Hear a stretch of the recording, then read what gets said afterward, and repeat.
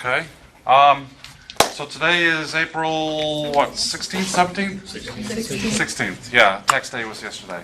So this is ECE 3030 here at Ohio State, for those who might glob onto my YouTube here. And this is a review session for the second midterm. So this will be covering diodes and diode applications. So some of this will start. So what I was going to do today is just go through the two PowerPoint or PDF slideshows that encapsulate the midterm. So I'm going to go through that and give the overview, and you'll see me place emphasis on things that I think are more testable and so forth, and kind of clarify. And you can hammer me with questions as we go through this, okay? So it's good that we have a more live audience, because normally I'm kind of speaking on dead air there. So let's get started. Control L. Okay. So probably, to be quite honest, the beginning part of this, a little bit related to the semiconductor processing techniques. That was in the first midterm when we talked about some of the material science behind the semiconductor when we were laying the foundation. Because remember, I dragged you through additionally oxidation and diffusion, and even had you do a take-home diffusion computer problem and so forth. So this is just kind of eye candy, showing how you build these things, the variety of methods. It's epitaxial growth, it's diffusion, it's ion implantation, all those good things. All the epitaxies, liquid phase epitaxy, vapor phase epitaxy, molecular beam epitaxy. But for your purposes today, explicitly, this is not going to be on the exam. It could be on the final, because the final will be cumulative, but not on the exam. So this is the old alloy process, by the way. This is how the first tunnel diode was made by Leo Osaki. Here's the wafers going into the oxidation or diffusion furnace. They're stacked on the quartz boats, but again, not directly testable. These are some furnaces where they're bleeding in the process gases, and then they react under the high temperature and pyrolyze and do the deposition. Or is that oxidation, diffusion, deposition? It's kind of the same, more or less, configuration. This is a MOCVD system to do usually 3,5 compound. That's how your LEDs are made. Okay, so here's diffusion. You did a rigorous computer problem on that, a double diffused bipolar. Ion implantation. We used to have an ion implantation over in Caldwell, by the way. They had to take this and mothball it when I moved in my polymer lab. So here's sequential ion implantations and diffusions. This is the old school liquid phase epitaxy. Vapor phase epitaxy is MOCVD again. Molecular beam epitaxy. That's kind of the chamber and the MBE. Okay, and then once you have all that, you got to do the lithography. Optical stepper is one way, and this kind of steps you through. This is what my students do over in the clean room. Lithography, etching, so forth. And that's the way you can build up certain parts of the wafer and do different things, add different conductivities, different metals, and so forth. And this is how you do etching and all of this. Okay, but this is where the story starts for the midterm. The formation of the depletion region and the built-in voltage across the p-n junction. Okay, so you have to know the story of that. Very important. Sort of, I don't want to say memorize this, but know the story. And it's so important, let me draw this out. We start off with the concept that N times P equals Ni squared. Make sure this is getting recorded. Okay, yeah. So that's the charge neutrality equation, right? So we have the intrinsic carry concentration times the electrons, free electrons, and free holes.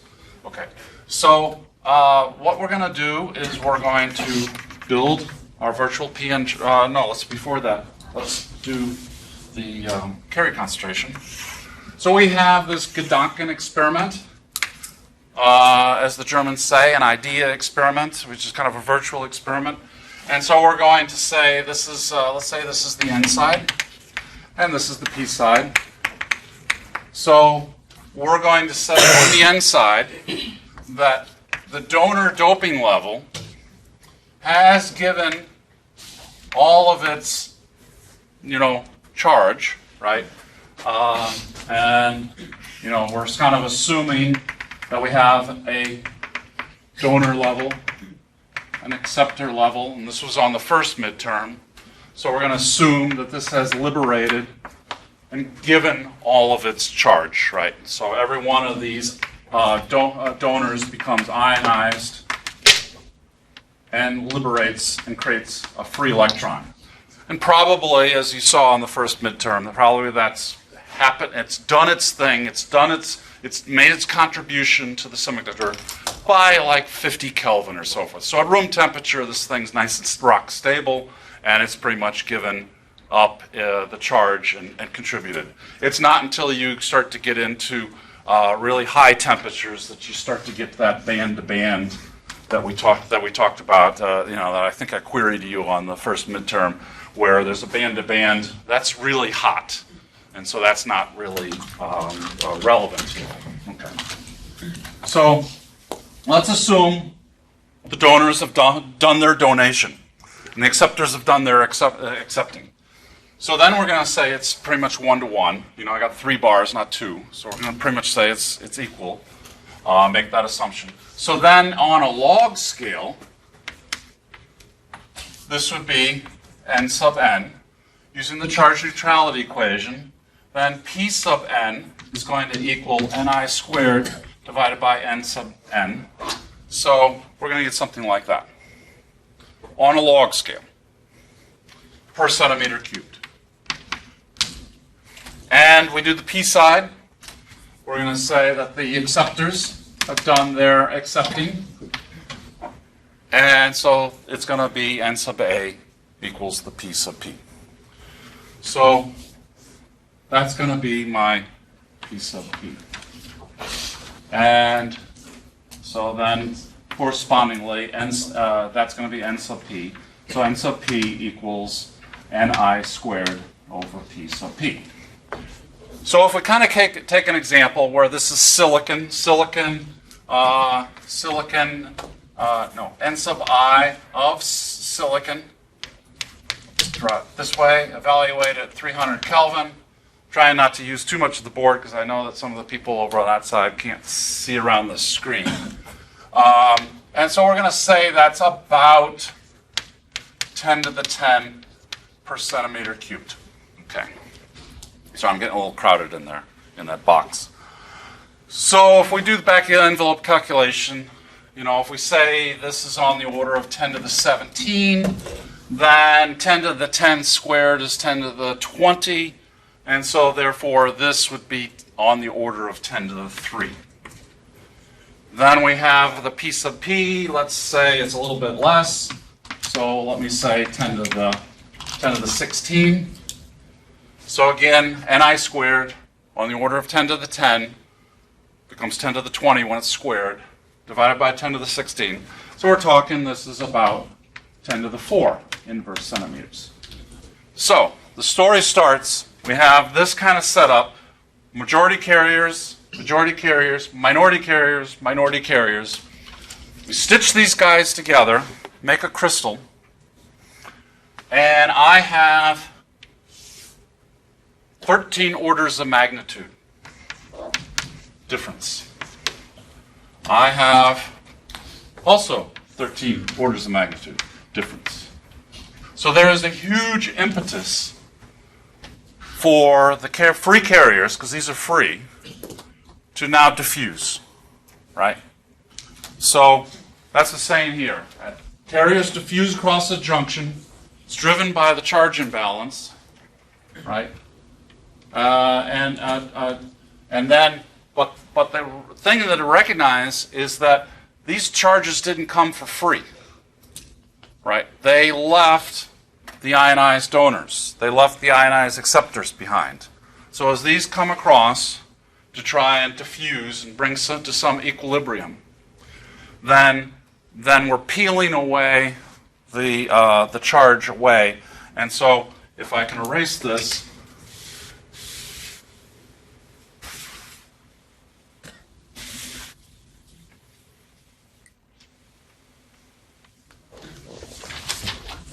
then I'm starting to get, wait, make that, because this is the P side, to be consistent. So the free electrons from the N side went over here, but they left behind ionized donors as they're peeling away. And over on the P side, I left the ionized acceptors, which, remember, stole an electron up from the valence band, right? So I start to get this charge staring at each other, and I start to get an electric field. And so with that, I start to scope out an electric field.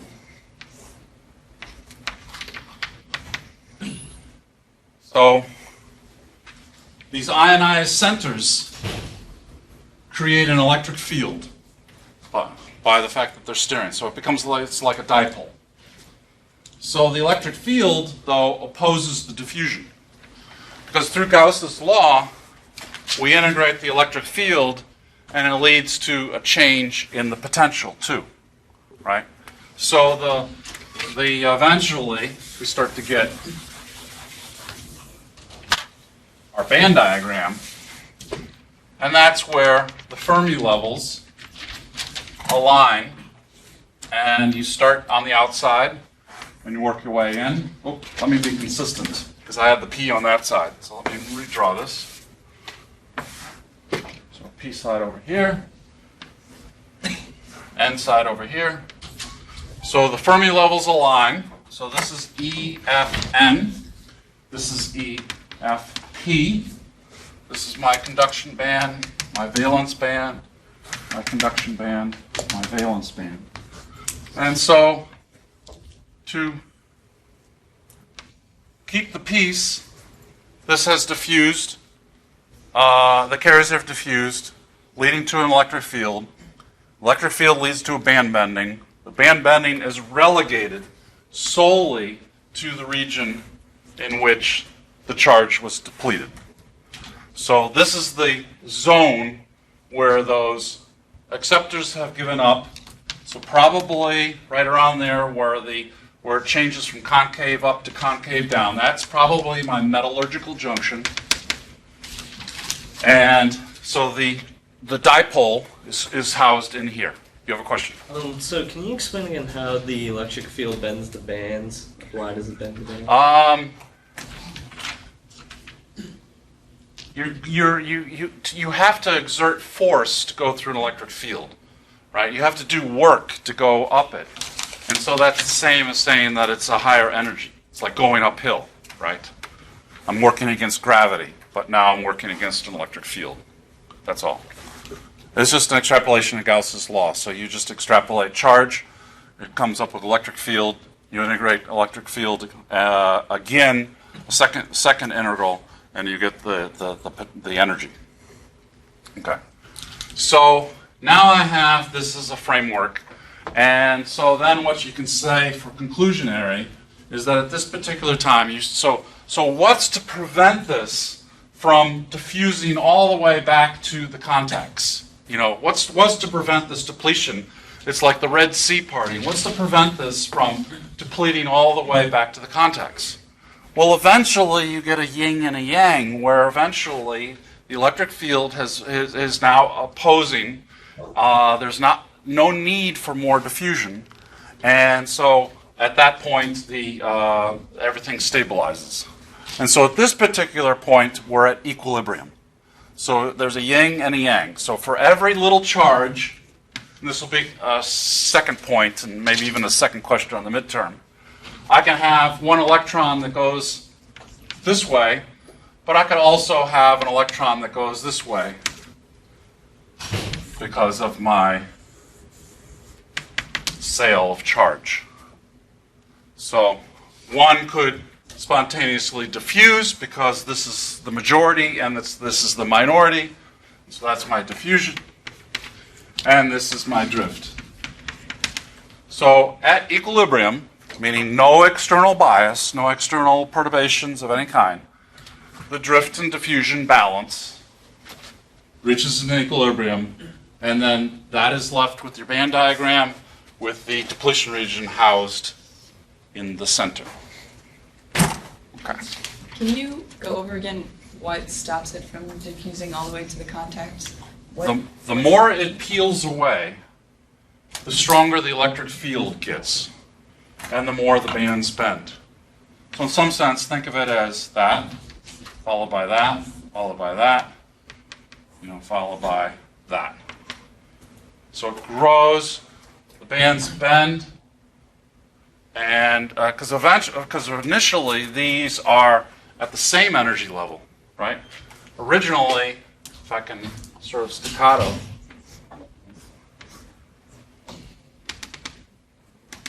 originally that's what we had, right? Because this is indexed to the vacuum level. That kind of has the analogy to the photoelectric effect, and so originally the conduction bands and valence bands were coincident. It was just that this was electron rich because it was n-type doped. This is electron poor because it's p-type doped. So this is originally what it was, but as it opens up, as the carriers diffuse, it opens up electric field. It goes from this to this. And what makes it stop? The electric field finally gets strong enough that they counterbalance. The impetus for this to diffuse is now as strong as this drift. And so now they literally, it's yin and yang. Go back to your Chinese history. Yes? I just want to ask, so is drift then minority carriers and diffusion is driven by majority carriers? Yes. Yes. Say it again. Drift is by Drift is minority. the minority carriers, and diffusion is the majority carriers. Right, recognize when an electron is on the left, as I drew this, the electron on the left, it's a majority carrier here. But when it's over here, on the p side, it's a minority carrier. So it's a chameleon. It changes its name depending upon which side it is.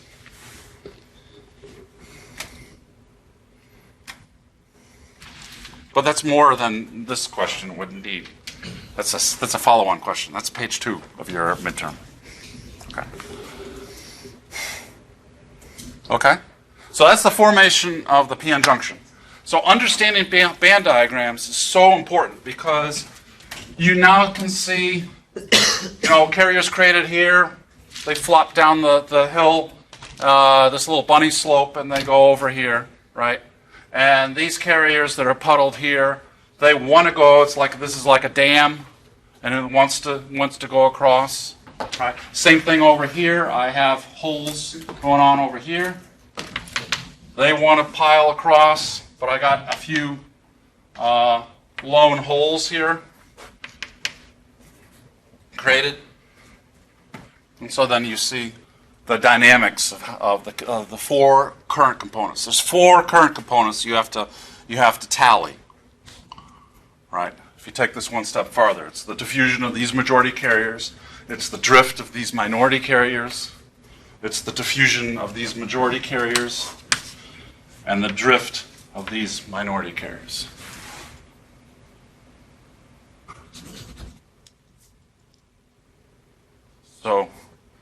So this is very important. That's why I say VIP. That's why I write it in red. Okay. So if you don't have that story, 15 points out the door. Okay. Yes. So when the E field is increasing due to the diffusion, right? Mm-hmm. It's increasing drift, right? No. Drift. We'll get to that shortly. But drift is limited. This drift is limited by the availability of that carrier, which is limited by the generation It's only rate. reducing the diffusion. Yes. Yes, the barrier, the creation of the barrier is reducing, attenuating the diffusion. Yes? So after, like, because you said the 10 to the 13, like after that diffusion happens, the diffusion and drift after that is only like spontaneous because they're not bound. And it's more of like the drift then happens because of reaction to the diffusion. Mm-hmm. Okay. Okay. So I'm going to go on if that's okay. So here, you know, this is Streetman's version of it with the charge imbalance. Here's the Gauss's law. It only shows you the first integral. It doesn't show you the second, which I don't like. That's the modular series. So it shows the charge density. Those both rectangles have to add up to each other, and so they oppose and they create an electric field where the maximum, of course, is at the metallurgical junction because that's where every electric field vector is crossing, right? So the electric field creating the space charge region, or sometimes some books call it space charge region, depletion region, synonymous. Okay. This is better. This is a rendering from the modular series. Shows you the Gauss's law from the charge density, the electric field, and the second integral, showing you the potential. So this is the potential difference, which is representative of this band diagram. Those are one and the same, really. Okay. Would you be able to show it with the page numbers? So I agree. Okay. I was afraid because in the screen it's pretty small already. If you turn around, and so it's going to make it even smaller. But okay. Do you have a microphone? Yes, microphone. Yeah. Testing 1, 2, 3. So full screen or not? I think you know the two PDF slides, right? I mean, you'll be able to. Yeah, I mean, I think it. Okay. So this is just a declaration from our old midterm 1 material of where that Ni came from. This is just a reminder. Here, this is a nice. It kind of shows you how that p-n junction is formed, showing you what I drew here. I just was a little more careful in the expression of how the charge is, reminding you of the sail, which is the boundary of the density of states, and this is an expression of the Fermi-Dirac statistics. And so those are the two. And I had a feeling you guys were a little confused on that point the other day in class. I'm going to. This is what I mean. This is where the sail comes from. You have the sail, and it's really what's on the bottom is being bounded by the density of states. Yeah, here, the density of states, and on the top, it's an expression of the Fermi-Dirac statistics. So you end up with that boundary. And so, well, I'm not going to get ahead of myself. So let me.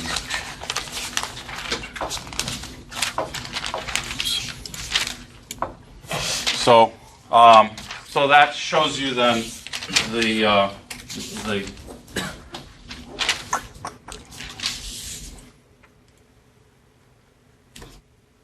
boundary of the carriers. And again, this is a nice. This coincides with what I drew there. You got the 4 current components. You got the diffusion of these guys coming, only the ones that have a high enough energy to overcome the barrier. So these guys are not in play. They're too low. They're too cold. These hot ones have high enough kinetic energy that they can circumnavigate and be driven by diffusion. Because this is the high concentration. This is the low. And these were the guys that were generated in or near the depletion region, and they're like lemmings falling off this cliff. Okay. And they forgot to draw the holes down here. This is slightly wrong. Okay.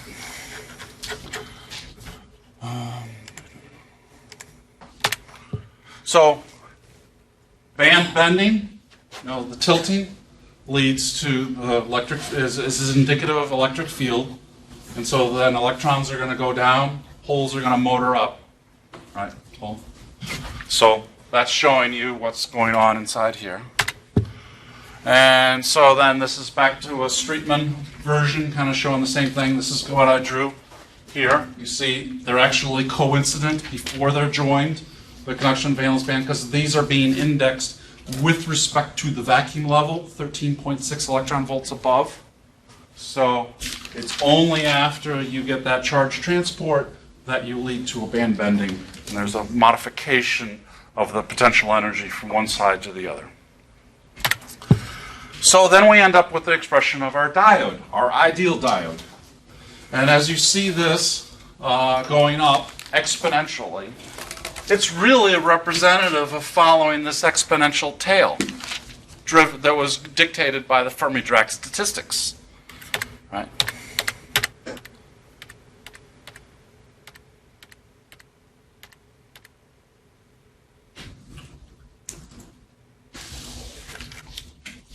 So as the bands bend up, then I'm seeing more of my sail, which is the Fermi-Dirac statistics, and that's an exponential tail. So that leads to an exponential turn-on, right? Then, so I'm essentially, through the application of an external voltage, I am bending the bands. And so with respect to this, I am attaching this to a negative terminal because I am reducing the energy with respect to that vacuum level, this mysterious vacuum level way up. So this was the negative terminal, and so therefore this lowers, and so the bands bend. And so essentially, I am going, what happened here when I opened this up, like the Red Sea parting, and formed the yes? So you're applying negative voltage, so you're going into reverse bias? No. This is lowering with respect to the vacuum level. So this is forward. So with that, I am shrinking the electric field. The bands are bending to be.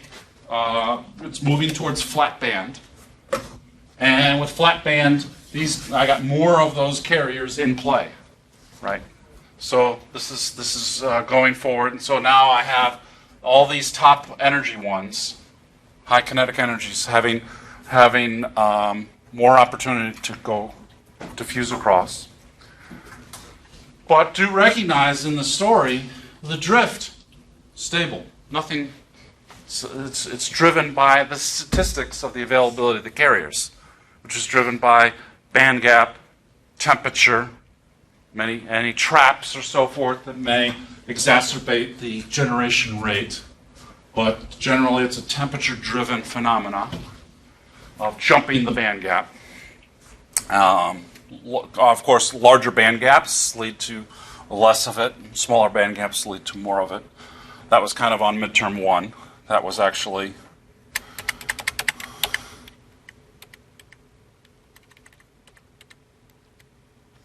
this curve, right? Different temperatures.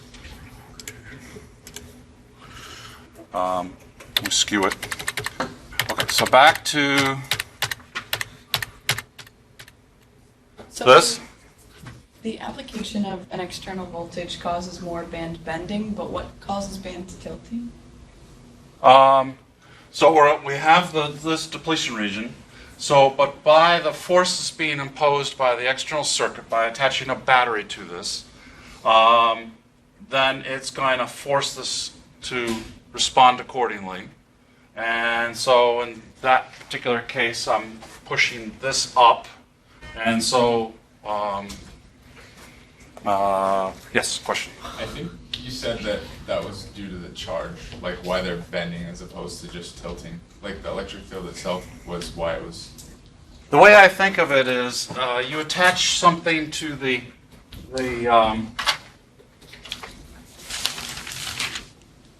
So if I attach this, so I have a battery, and I attach this up, then this is the negative terminal, right?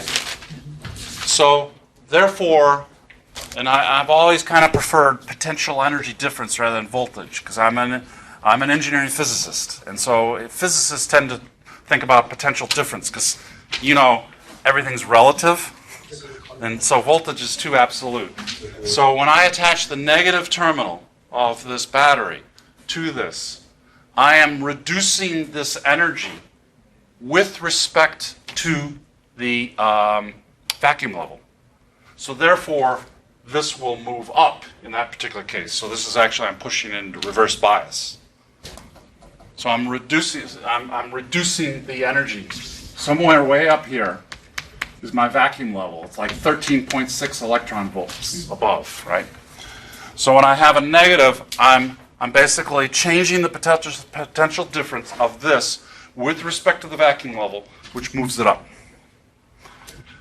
And so therefore, by doing that, the bands are having to bend because I'm creating an external stimulus to this. And so then the bands respond by bending accordingly, and the depletion region then has to accommodate that band bending, because Gauss's law links it all. That's what formed it in the first place. So it goes to expect that it's going to be related on the back end too. So I bend the bands, and the depletion region shrinks or grows. Okay. What Sorry. about tilting? This tilting here, well, anytime you see the bands bent and not flat, tells me that I have an electric field there. So a few slides back, is that just a zoom in on the depletion region?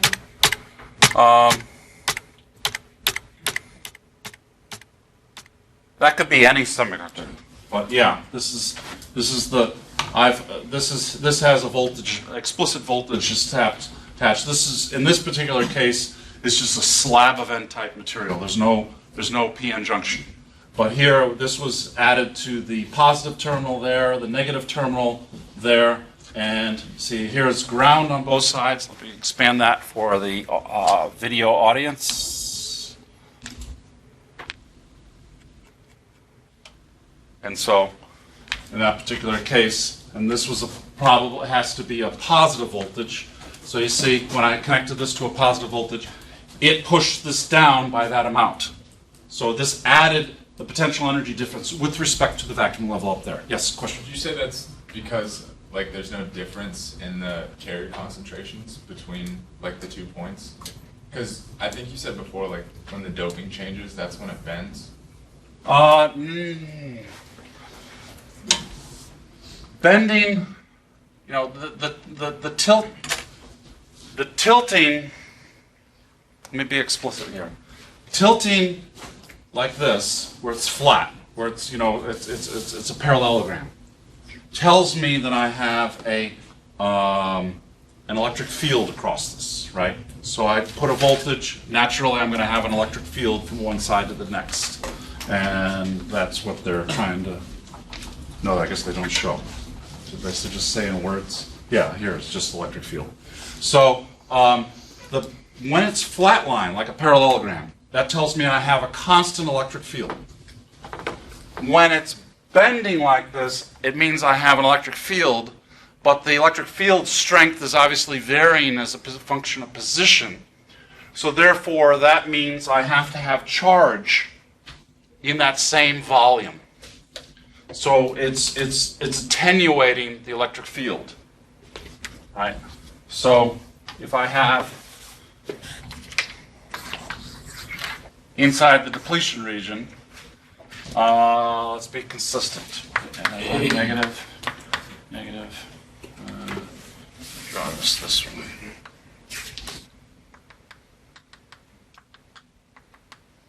So in this particular case, I have electric field lines going like that, right? So as I'm crossing, I do a slice across this. I have an electric field strength because I'm crossing so many of these vectors. I go across here, I've bisected 2. I go across here, I've bisected 4. So my electric field strength, that's why the electric field strength is varying. It's going up as I move towards the metallurgical junction. So this is showing me that the electric field is dropping. It's bending, and the bending shows the electric field strength is varying as a function of position. And the only way the electric fields can vary with the function of position is if I have charge there. And yes, I do have charge there because it's the depletion region. It's depleted. It's the ionized donors, it's the ionized acceptors. If I fast forward, I exposed you to the PIN photodiode. That's where basically the active region that's absorbing the light is intrinsic. There's not a lot of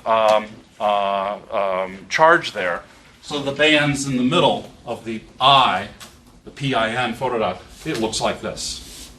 Yeah. So did I clear up the confusion? Hopefully. Okay.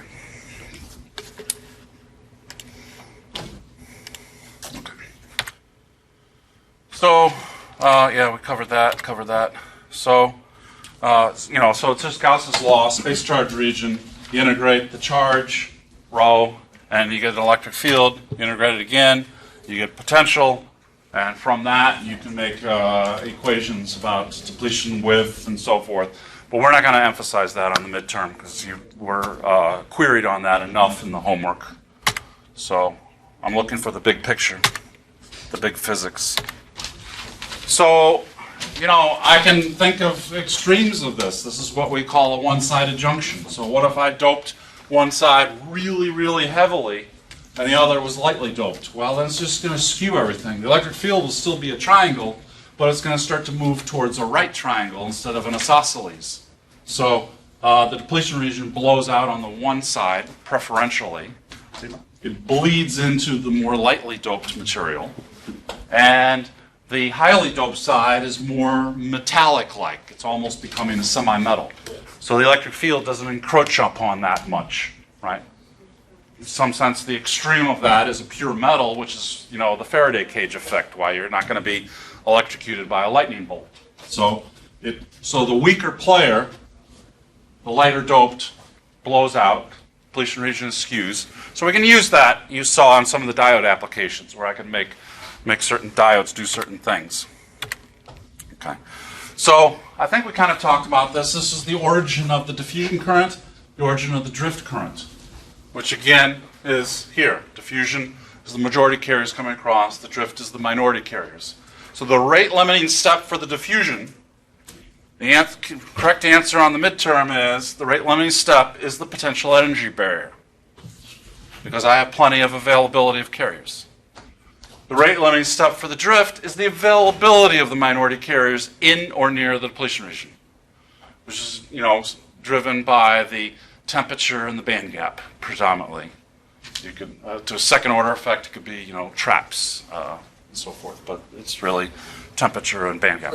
I missed the diffusion part. Can you repeat that? Diffusion is limited by that barrier height, which is the only one that can be modulated by the external bias.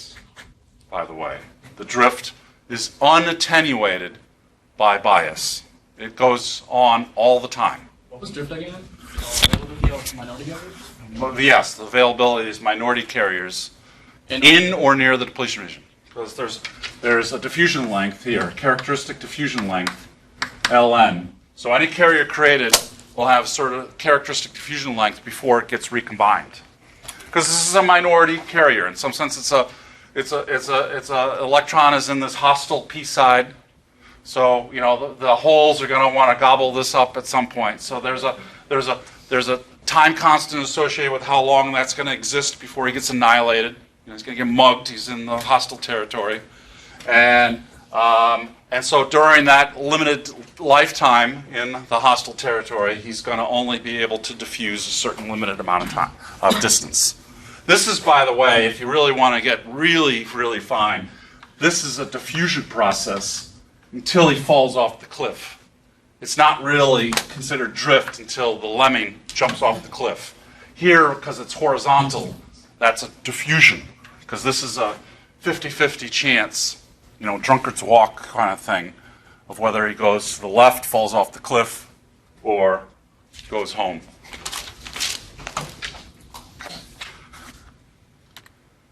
So again, diode, but now we can pull something. We see that the forward is the diffusion, which is exponentially increasing, and the drift, the reverse is the generation, is just collecting the drift component.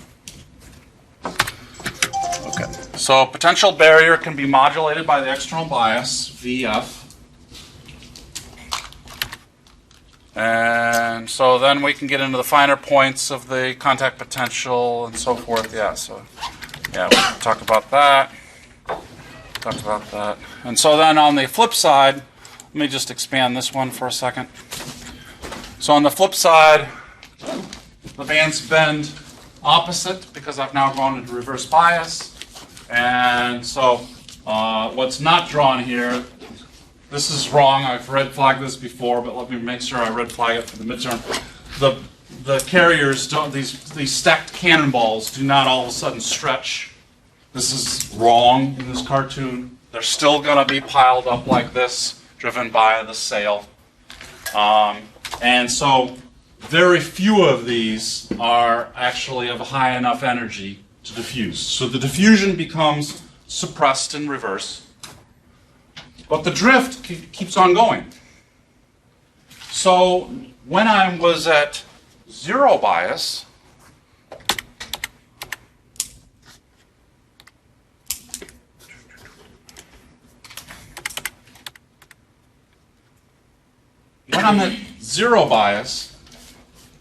that is a dynamic equilibrium, right? Dynamic equilibrium. So at this particular zero bias, I have four current components that are going. You might mislead and think that everything's a dead stop. No, it's not a dead stop. There's four current components. They just balance each other out, right? This is still doing this is doing this, but they cancel. This is doing this is doing this, but they cancel. So the net is zero. Now when I go into reverse, this stops, these guys keep going because they're driven by temperature, they're driven by band gap.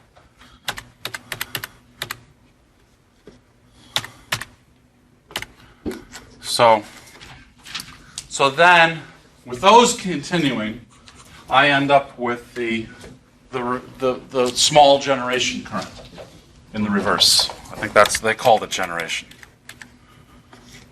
They call it generation here. So this is counting all the drift current that is no longer being counterbalanced by the diffusion.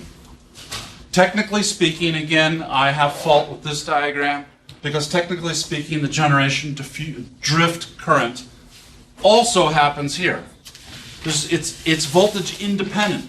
The thing that they don't explicitly declare it here is because it becomes less than 1% of this. So it's overwhelmed, and so we sweep it under the rug. But technically speaking, a good physicist will know that this is happening there too. Question? Why is the generation current negative? Because I have electrons going from a p side to the n side. So they're going opposite the flow that you would normally think of. Normally, I want my forward biased electrons to go to the p side. So those are the carriers, those are the rogue, those are the black sheep in the family that are just going the opposite. They're swimming against the stream. Yes? So is reverse bias a negative voltage applied, which is generally led by drift, and then forward bias would be a positive voltage applied, which has drift and diffusion, but it's a majorly diffusion? Yes. So this has revealed the diffusion, and this has suppressed the diffusion, which allows the drift, the generation, to be expressed, if you will. It was masked. It's masked over here.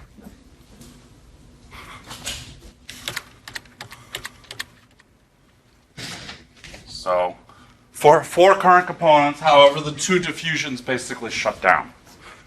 So the drift continues. So that little lemming These three little lemmings were the generation that happened near the edge of that cliff. Yes, Harry. For our purposes, can we assume that they shut down completely, or is there just a very small amount that actually have enough energy to go across? You see that it pretty much goes flatline.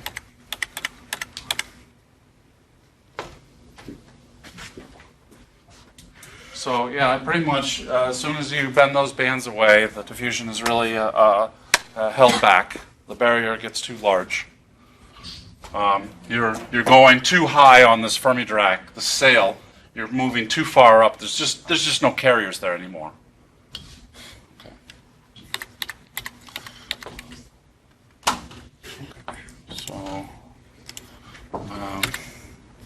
So then the one conundrum is, how can I have, it kind of speaks to the one question that just came up a little while ago. How can I be throwing holes from the P side over to the N side when these holes get to the N side, they get annihilated, right? So it goes in, crosses the depletion region, and then as soon as it gets into the hostile territory, these holes into the N side, they exponentially decay. They're getting annihilated through recombination. So how do I have current continuity through my diode if my whole current component is just driving to zero? So it's like driving into a singularity. Well, the recognition is that these holes, it's a two-particle event, so when those holes recombine, they sucked up an electron. And so for every one of those holes that disappears, one electron disappears. But this is N-type. And what's not shown here is it's connected to a battery, right, if we're running this. So therefore, the battery has to send in a replacement soldier. So when that one electron falls down, another electron comes in. And so therefore, a hole going forward and again getting annihilated leads to an electron coming through the circuit. So I actually have current continuity because the hole's going this way, the electron going this way. And you know a hole going this way is the same as an electron going this way. So I actually have a continuous loop. A single charge has gone around the loop. Okay, so everything's okay. I don't have charge disappearing into a singularity. So that's one conundrum that's kind of interesting, could be testable. So then, as you go into forward bias, the Fermi levels are shifting. You get these quasi-Fermi levels that I didn't emphasize too much in lecture, but it actually, this is an expression of the exponential decay. So in the equations, this is linearly dropping off because the charge is exponentially dropping off. So you can go through the derivation of the diode equation, and you can think of it as the charge control model or the slope of the minority carrier distributions. So Streetman does it this way. Shows the charge control model. So recognize that I'm going to erase this and redraw this pretty soon. When this bands bend and I go into forward bias, and these guys are coming across, if I go back to that earlier diagram,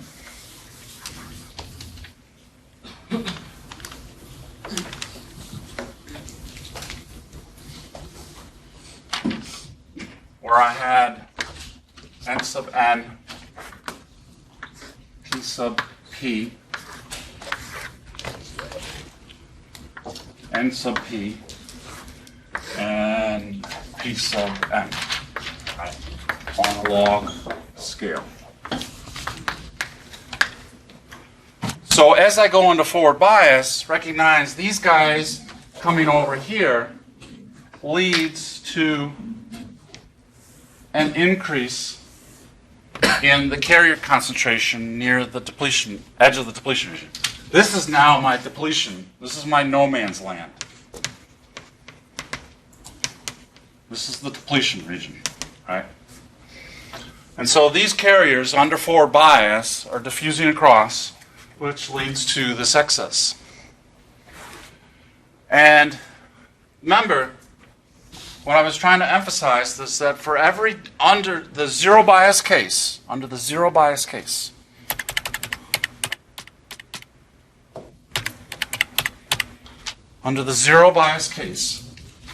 every drift and diffusion is counterbalanced. So one of these minority carrier holes that gets lost to recombination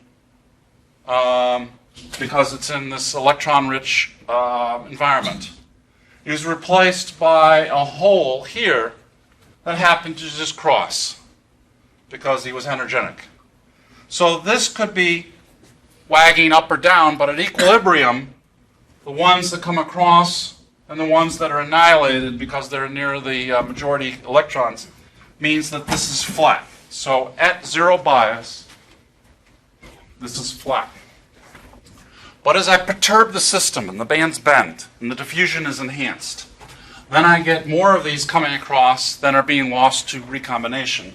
So I get an excess buildup at the edge. Yes? So when you bend the bands, is it one band specifically bending, or do they both bend equally balanced? I guess it depends whether it's a one-sided junction and all that, but you know, it's if you connect it up to the positive and the negative terminal, they're both kind of, you're changing it both. One's increasing it with respect to the, it's all indexed, in my opinion, to the vacuum level. So that's really the universal kind of ground plane that you're indexing to. So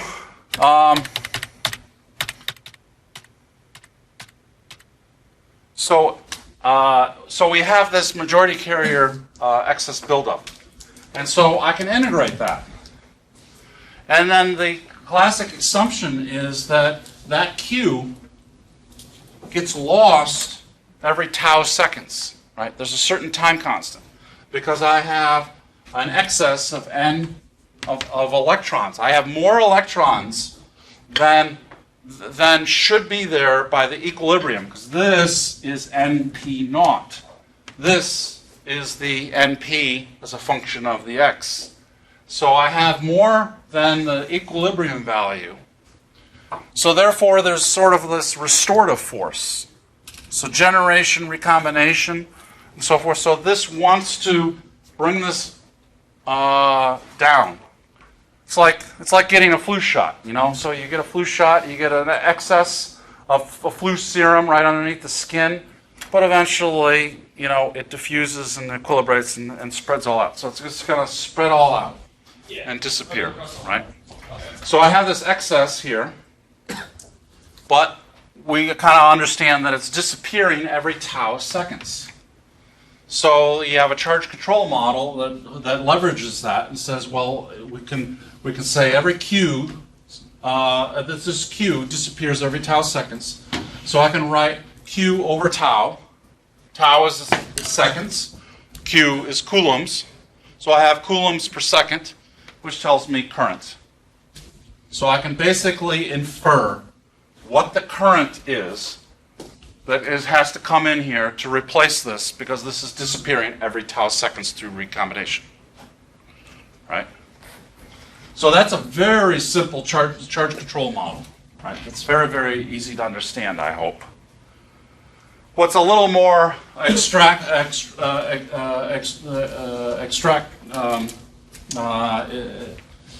leveraging the slopes. You're looking at the slopes of these and doing a derivative and looking at the change in that and relating that to the current. So that's the slope of the minority carrier distributions.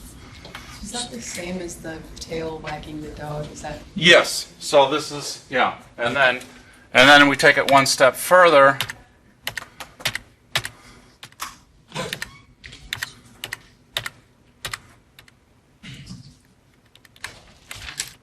Oops. Oh, that's when we get into switching. Let me hold off on that. I'm getting too far away. Okay. I think I'm just confused because earlier you like arbitrarily said like 10 to the 10 and then 10 to the 7 and then 10 to the 14. But now you're saying that we can alter that 10 to the 17, or I guess the 10 to the 13 in the middle, so that we can adjust the current? Is that Yeah, what- because we're varying the barrier. So as we apply a bias, the potential barriers, the bands are bending. So we're allowing more, water to spill over the dam. Yeah, So- so would that be the 10 to the 17 number that you're altering? No, No. no, I'm changing the barrier that held this back. What does that mean, changing the barrier, I guess?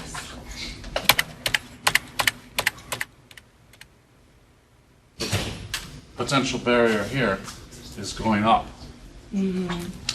So therefore, this barrier that held those electrons back is dropping. So it's like I'm lowering my floodgate Okay. and allowing water to spill into where's that Buckeye Lake? It's like Buckeye Lake, and the dam is failing, right?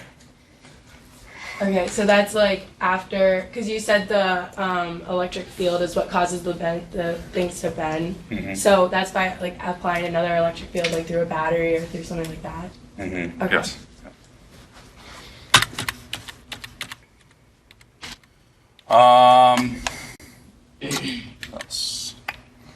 So you end up, you can calculate this from first principles, such as the charge control model. You can see how simple and elegant this is. You just assume an average lifetime of a hole in an N-type material is tau p. This is looking at electrons on the p side, so it's kind of the opposite. But this entire charge distribution recombines every tau p seconds and must be replaced. So that's specifically talking about these guys over here, counterbalancing that. So these are the poles on the inside. And so I have QP over tau p, and that tells me my hole current. But then I do the same thing for the electrons, because that's happening over here. I say the Qn disappears every tau n, and so then I pull that all together, and that's the distribution. So then I actually end up with the total diode. And then the beauty of this tells me how big so on that diode, it goes like this. This tells me exactly what that I naught is going to be. I naught is the prefactor here. This is the I naught. It's dependent upon material parameters that we can know or calculate. If I know my band gap, I know my doping levels, I can figure out what dP is, I can figure out what P sub n is, because that's the minority carriers. So if I know Ni squared, and I know majority carrier, I can calculate that. And LP is a material constant based upon the quality of the material, so different band gaps and so forth. So all these can actually be estimated by a knowledge of the materials, and so I can determine how relevant, how good this is. So this is just a simple charge control approximation.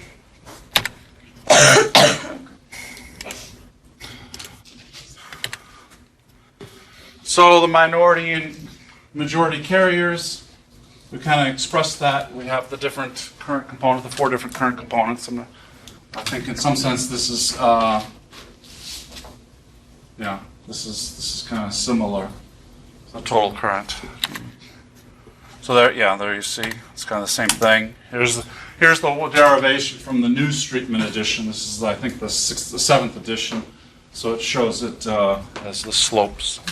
You do the same calculation. But they all arrive at the same diode equation. So, but here's what was referred to before, the tail wagging the dog. Recognize that what I was drawing here is in the forward bias case. So the carriers are accumulating because my diffusion is enhanced. But the opposite is when I'm in reverse bias, there is no diffusion to counterbalance those drift. So it actually is like I'm pulling charge away without replacing it. So it actually, the tail wags down. So forward bias, reverse bias, and so the charge is if I'm running as a digital switch, you end up with those are the two extrema. Now, so here in reverse bias, pulls it down, and These are the guys falling off the cliff, but they're not being replaced because this barrier has grown too large to bring back a replacement. The magnitude of that charge in reverse bias is smaller than that in forward bias, right? Because drift is, Yes, yeah, you could probably say. This is on a log scale, so yeah. Okay. Let's see, what are we trying to do here? Drift. Okay. Oh, that actually probably belongs on the other side of this setup slide. So now we're starting to get closer to the deviations in ideality. And so instead of the normal forward and reverse, we have this two mechanisms by which we get a sudden reverse breakdown. And so one of them happens right away. That's a Zener. And that is, as we bend the bands, so the diffusion is suppressed, but I may satisfy the condition for tunneling. So conditions for quantum mechanical tunneling is available carriers and empty states opposite and a small distance in between. So again, this cartoon doesn't fully show it too much, but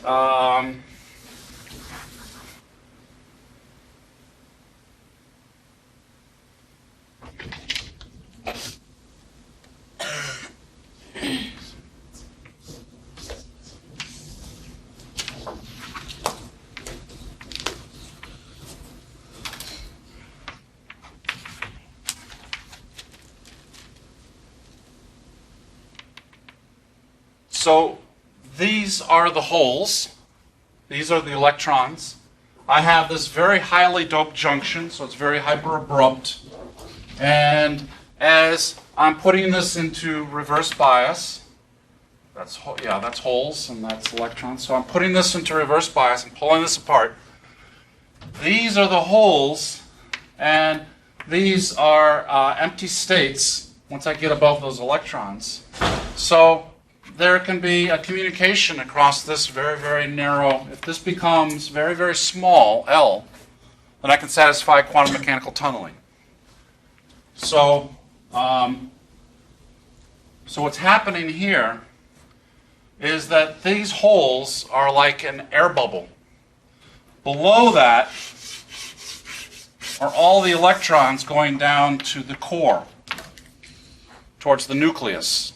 You know, these are like the 2p states, and then we go down into the 2s states, and then the 1s states, right? This is going deeper and deeper towards the core, towards the nucleus. So I have all these, so below this little air bubble of holes, I have all these electrons. And that's what's happening here, is that these electrons can jump over to the top of this, because above this puddle of electrons, above that is kind of empty states. Those are empty.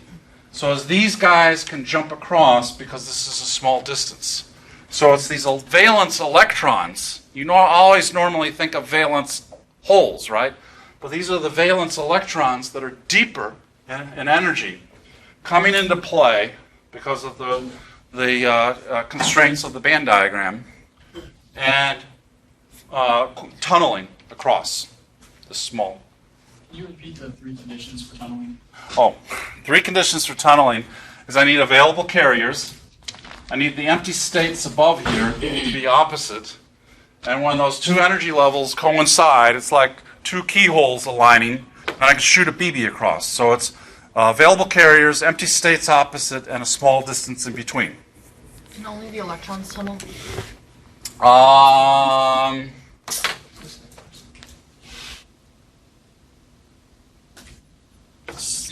Not really. You can, The holes tunnel as well? yeah, you can. It's generally thought of as the electrons coming across, but the holes are a bona fide particle. So, okay. So Avalanche breakdown is the opposite. So this only happens if I have a highly doped junction. So a highly doped junction means that my electric field is extreme, my band bending is extreme. When those are extreme, it means my L starts to shorten. So this would only happen for the highly doped junctions, and this will only happen right away, or it's not going to happen at all. Because if I take this one step further and I add another 5 volts on this, I put another negative 5 volts. Well, actually, this can go more, but it happens right away, or it doesn't happen at all. Because I know what I'm forgetting. As I put more bias, the depletion region grows, and this gets pulled apart. So it's coming down, but it's also coming apart. Right? Depletion region grows. So then this distance L grows and it shuts off. So it either happens right away or it doesn't happen at all.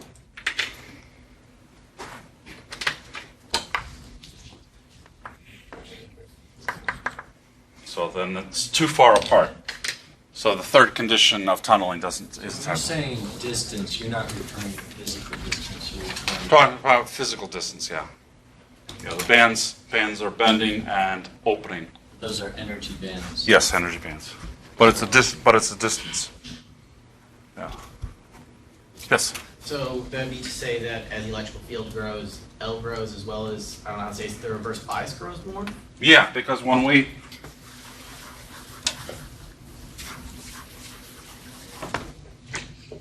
have our electric field,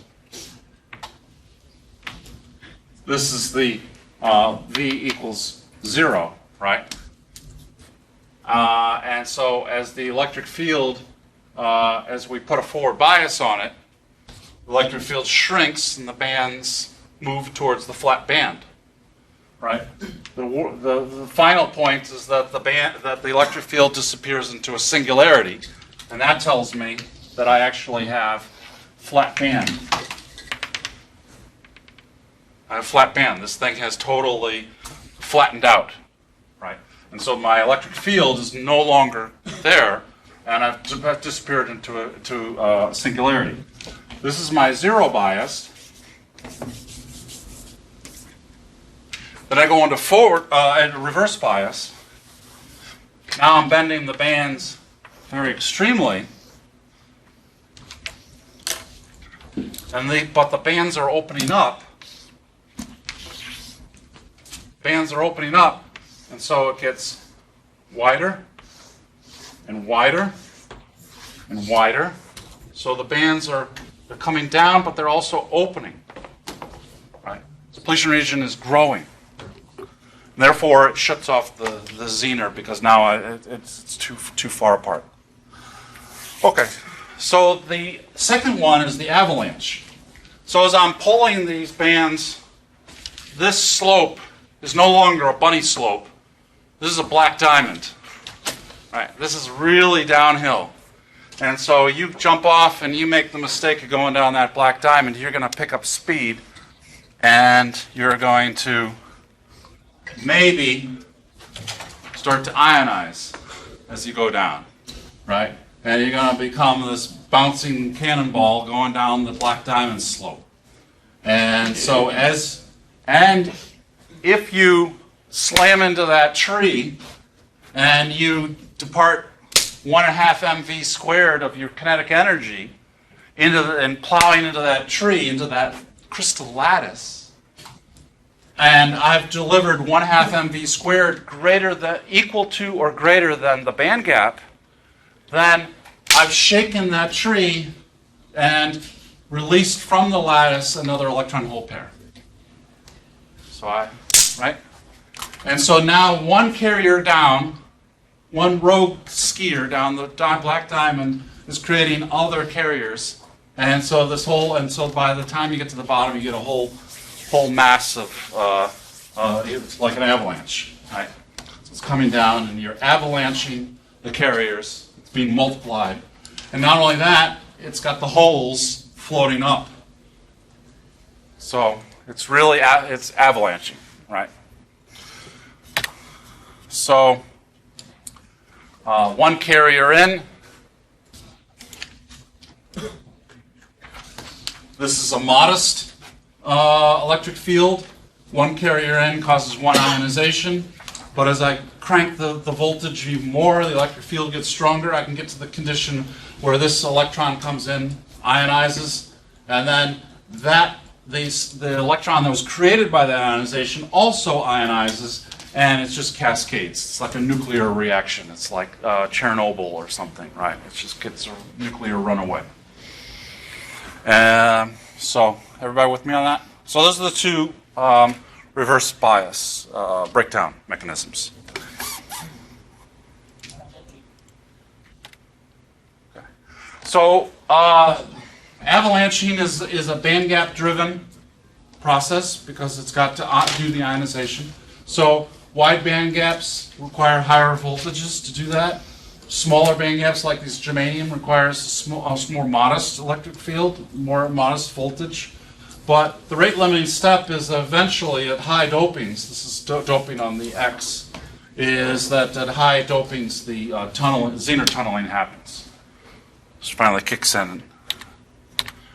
Okay, special case, a few things I pulled in from the modular series, the idea of punch through. What if the depletion region grows so much that I actually impinge on the edge of my semiconductor material where I run out, where it's the surface that can be punched through, and that can be a good thing if I want to make a switching diode. You'll see that shortly. So here's the switching dynamics. This is another big story, very testable. Is looking at the charge carrier storage. So we have two things going on. We have junction capacitance, the fact that the depletion region is growing and shrinking and expanding as a function of bias. So the modular series does a nice job at showing this, where we're adding or subtracting a small slab of charge, right, of those ionized donors and ionized acceptors. So adding or subtracting from that nominal. So the electric field is being shaped by a small delta. And so the delta rho can be like two slabs of charge opposite each other. Right? So that leads, that's a capacitor, right? I have a dq dV, right? I have a change in the charge with a small change in voltage. That's capacitance, dq dV. So this is junction capacitance, the modulation. Right, so it's the adding and subtracting of the depletion region at its boundary edge. That's the junction capacitance. And so capacitance, I hope you've learned from circuits, is a time constant, right? Capacitance times resistance, RC time constant. This is where that concept of RC time constant. Did you guys in some lab class build RC time constants and measure them on oscilloscopes? Yes? No? Oh, wow. You should at some point. I remember having a lab where you change the resistance, change the capacitance, and you see it do the RLC, and you see the waveform shift, and it becomes sawtooth, and so depending upon the time constant is related to the RC time constant, so this gets skewed. It's, you do a step up of the voltage, you're running a function generator, or you're putting in a square wave pulse, but the circuit, the RC time constant circuit, so goes, your J omega L's and all that. Okay.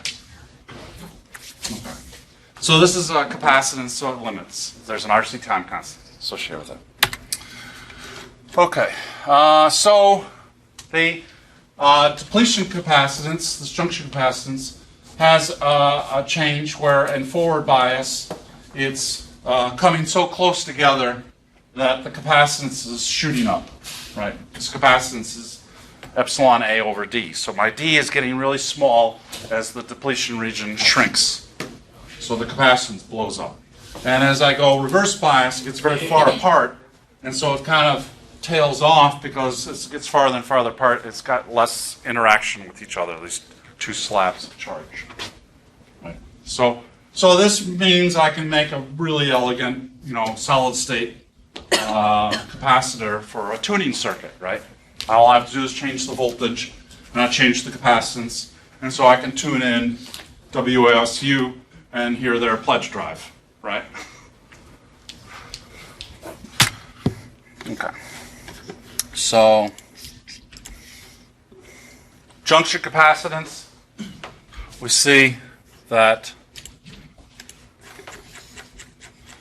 it's really, junction capacitance is really essentially a permittivity times the area divided by the width. And so junction capacitance, so the width is the depletion region, and the depletion region is a function of the applied voltage. So junction capacitance goes down as VA becomes more negative. That was the sagging down. And if I add more doping, I can modulate this. So I can basically tailor, by tailoring the doping profiles, I can tailor the capacitance response. So I can make whatever kind of tuning circuit for this.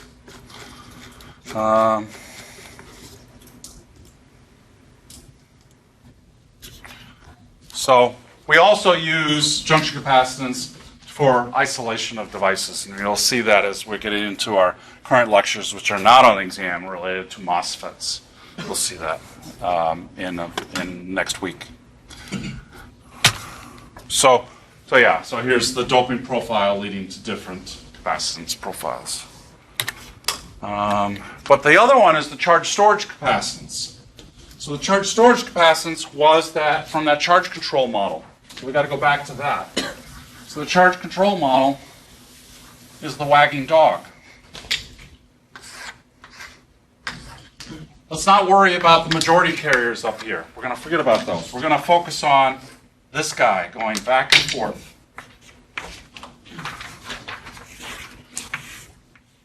That's the important problem. Because these are not really in play. It's these that are going up and down with forward and reverse bias. Forward bias brings it up. Reverse bias brings it down. This is injection. This is extraction.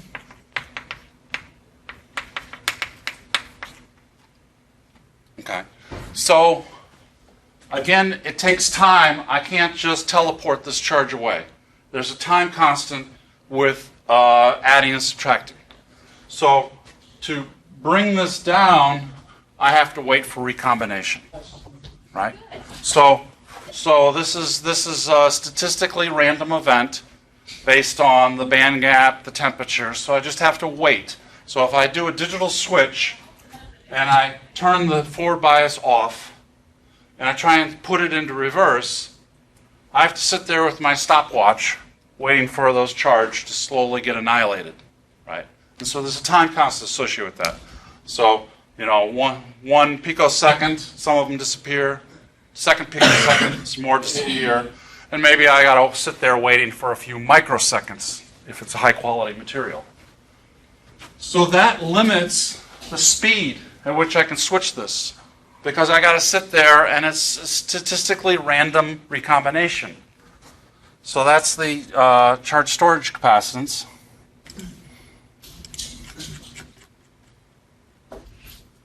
It's the QP. It's the current QP divided by tau p. In this case, the tau p is on the right-hand side, but and so it's just waiting, the dq dv. I'm waiting so many tau seconds. So the charge storage capacitance dominates in the forward bias. Yes? So does the time constant only limit going into the reverse bias? Or does it limit? Yes, very astute. Yeah, I was going to make one point, and I forgot to make it. So the turning off is sitting there, and you're at the mercy of the recombination. The turning on, where did those carriers come from? Now, where you're paying attention earlier, where did those carriers come from? Yeah, the other side. So those are the majority carrier diffusion currents. So when I lowered the barrier, they came over. So what's kind of holding that back? I don't really have a whole lot of impediment for that.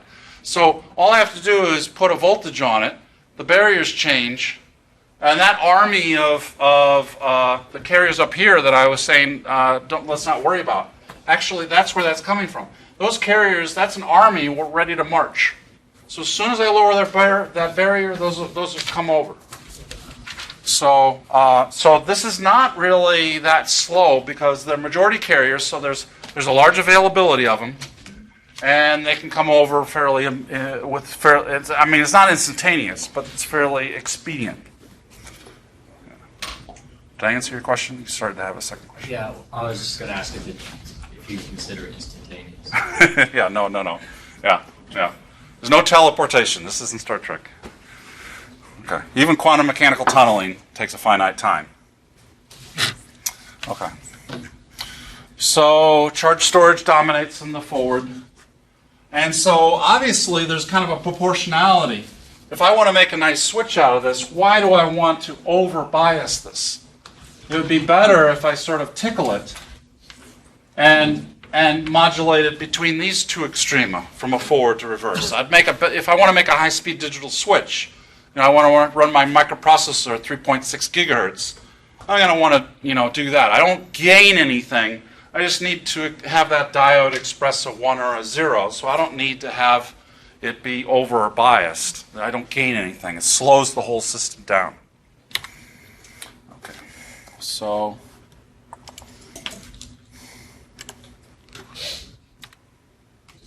switching response, so actually it's kind of a charge control model. Oops. So this is the dq dt. So, I have I. This is the forward bias current that comes in, the majority carrier. That's fairly fast. And then the taking it away, the minus q tau is driven by the recombination statistics tau. So this is the additive force, the forward bias current, bringing this up. And this is the subtractive force, the recombination. Yeah. So what are some realistic values for time constant? How long does that usually take to recombine? It depends which semiconductor system you're talking. Good silicon probably has good quality silicon, probably a few microseconds or so.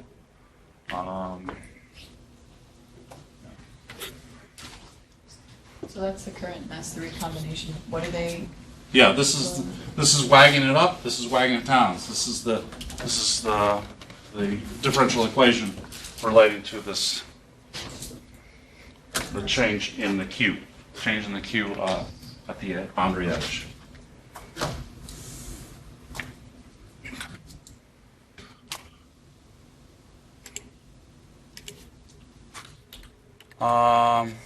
So turn on transient is, coming on. So that's just going from a,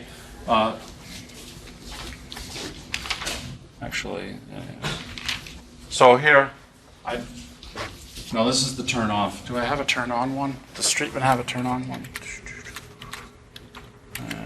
Well, in the turn off, let's do the turn off first, I guess. So in the turn off, it's going from a high current down to a low.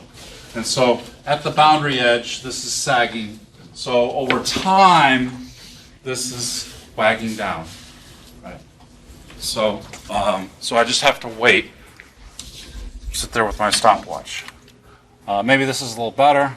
I'm going to go full screen. Now it's wagging up and down. So I'm running this as a digital switch. Trying to make a digital switch out of this diode. And it's wagging up and down. And so the conundrum to tease out of this is to understand why this has a large negative current momentarily. And it's because, essentially, if I have charge in excess, if the charge is up, then the diode thinks it's in forward bias. It's not until that charge restores to the equilibrium value. So not until that charge comes down to the equilibrium value does it think that it can take on a reverse bias characteristic. So because this charge is languishing there, sitting there for so many time constants, so many taus, it holds, this charge holds by the electrostatics, it holds that p-n junction in forward bias. So all you have to do is Kirchhoff's voltage law around the loop, and that diode is not acting as a negative 10 volts across it. It's not able to take on negative 10. It still thinks that it looks like it's positive 0.7. You know, the cut-in voltage that you hear about in your circuits class. So it still thinks there's 0.7 volts across that, and so therefore by Kirchhoff's voltage law, it has to throw a large amount of current through the system, and that's what you see here, large reverse current. And it's just Kirchhoff's current law, voltage law. And so not until this comes down and kisses the equilibrium value that it finally can move from forward bias to reverse bias, and that's when this starts to respond. So the conundrum, or that waveform, is you would have thought it to be high, and this is 0. So you would have thought high IF forward and small I reverse, right? So negative time before the switch opens, t equals 0, we got a high forward, and you know that it's basically just walking from here to here. Right, it's just a digital switch on the diode characteristics. It's just walking from large forward to small reverse, right? So when the time I go from here to here, you would think that it's going to go like that. But you would be wrong. And it's because of the electrostatics, because the charge is held there. So it actually has to go like that and then decay. So this large reverse current is because the electrostatics of the excess charge that languishes at the edge, and it has to wait for recombination. Clear on that? Clear as mud? I see a few winces going on there. Are you okay with that? Challenge me. What? Yes, Harry. Is this, once it was in forward bias, this is, the diagram you drew is after you flip it to reverse bias? So yes. That large negative current is because of it's waiting for recombination? Yes. Yes. Yeah. So I'm not going to, this is my nice beautiful digital input. I'm not going to get a nice beautiful digital output. This whole thing is going to smear it, corrupt it. Right?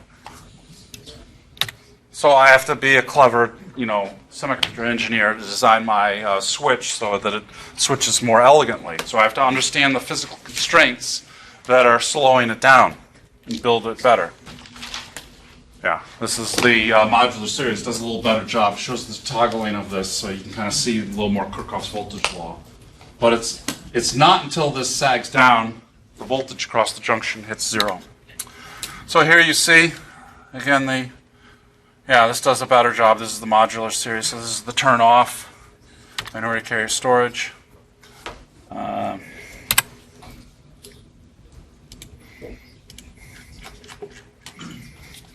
So as this came down, and once it kisses the equilibrium, that's when the voltage across the diode has crossed the 0 point, and now the diode is starting to take on a reverse characteristic, reverse bias characteristic.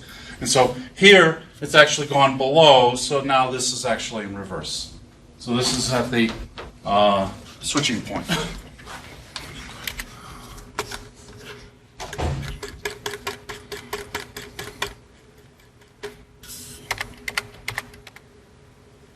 So that's there. That's where it switches. The applied voltage finally drops to 0, and it coincides in time to when that waveform finally stops being large negative, and it starts to take on the diode starts to take on a reverse bias characteristic. So that's just like the transient response then of the voltage until it reaches that point? Yes, precisely. Yeah, this is the transient of the voltage. This is the transient of the current. Wow.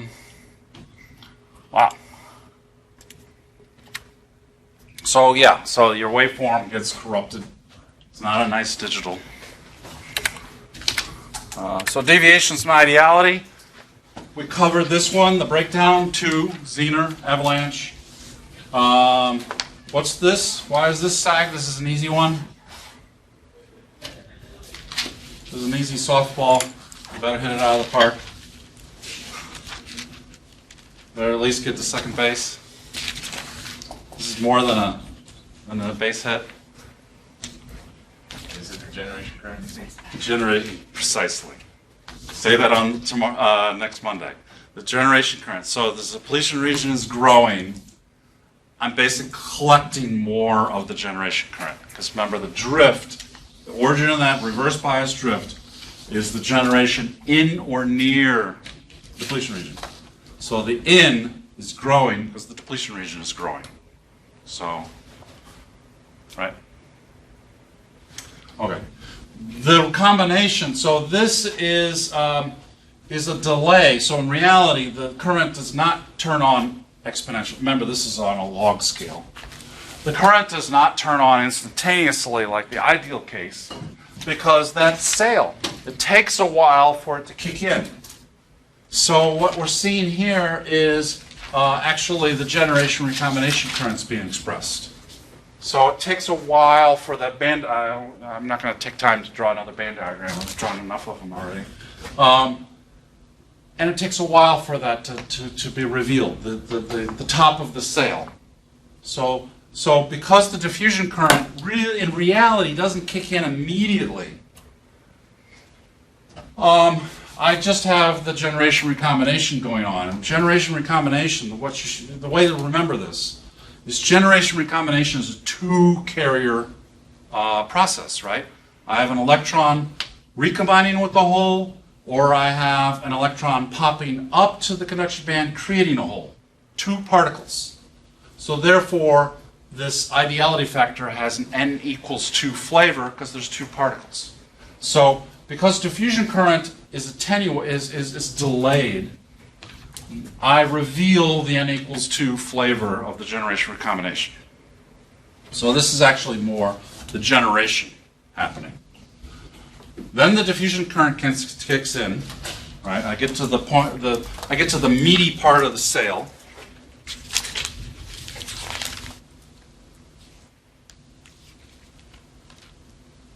So I finally get to this point where that's crossing the bands, the meaty part. Right? This was the delay. So I get into the sweet spot. It's like a sweet spot on my tennis racket. And so then my diffusion current kicks in. However, this is now I've got so many carriers coming across. I'm really, my diode's now cranking at 2 amps.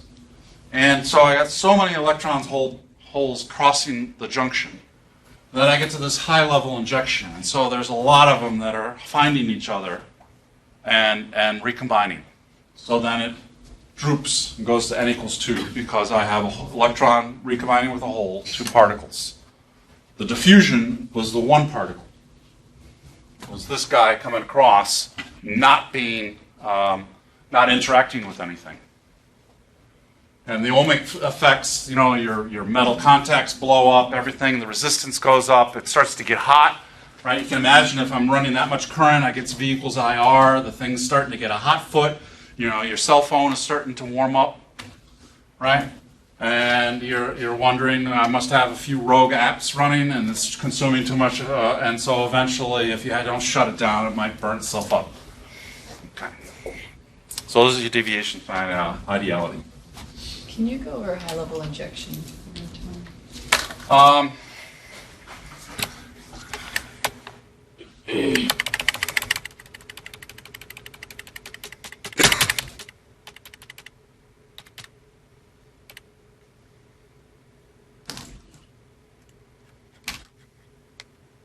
high level injection. The bands drop, and I get all these electrons coming across all these holes, and these are separated in an energy space, but they're not separated in physical space. So those electrons and holes are coming right across from each other. And so there's a chance there's a few head-on collisions. It's rush hour in Los Angeles. There's going to be a few collisions, a few fender benders. Okay.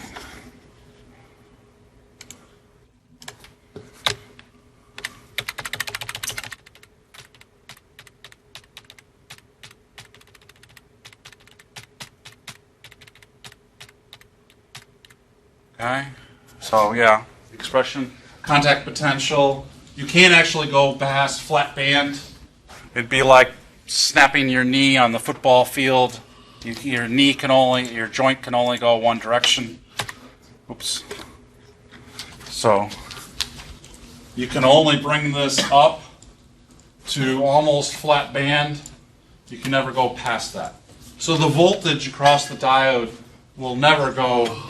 You know, you'll always have this finite, but it'll never go the opposite.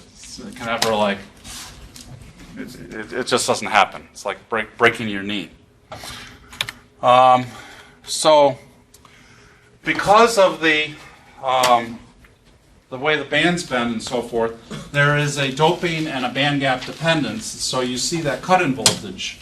I think this is the this must be the silicon. Let me back this out a little bit and zoom. Yeah. So this is your germanium diode. So how much voltage does it take before the sale is revealed in germanium? Well, it doesn't take much because it's a smaller band gap. The silicon takes a little bit more. So these are all indexed by the band gap. So that determines.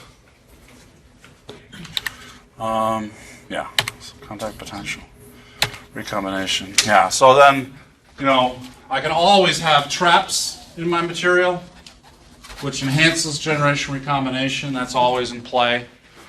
Yeah, statistics, generation. So that's why this sags is the generation taking place.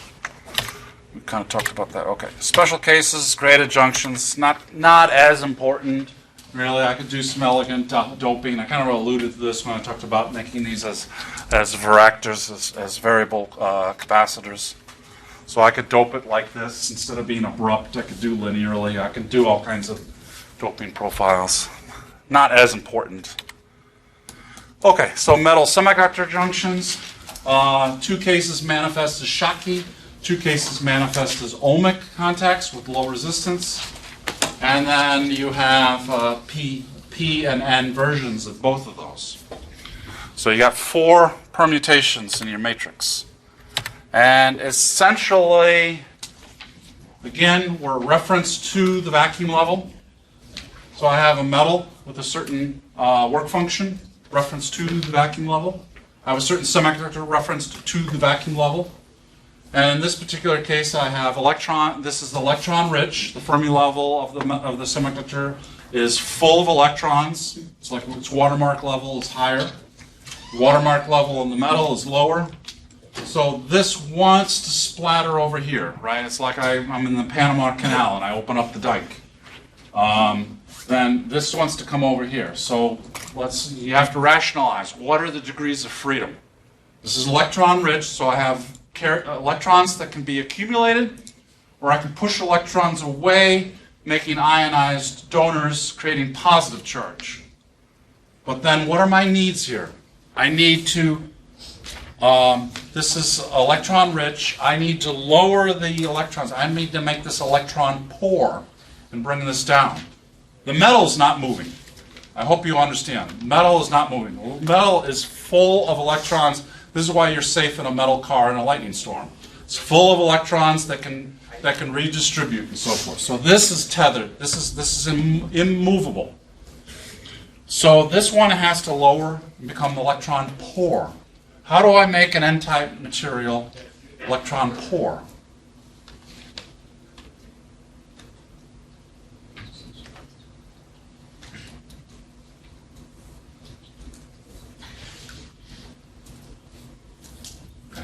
pushing, I want to get rid of the electrons, right? So what happens when I push the electrons away? I'm depleting. I'm revealing the ionized donors. So I create a depletion region. That's what this is. I'm depleting, right? So I'm pushing the electrons away. That's the degree of freedom. And so it depletes, makes it electron poor, and the bands bend accordingly. Do recognize one thing, that in the ideal world, these 2 points, when it's contacted, stitch and are connected like pivot points.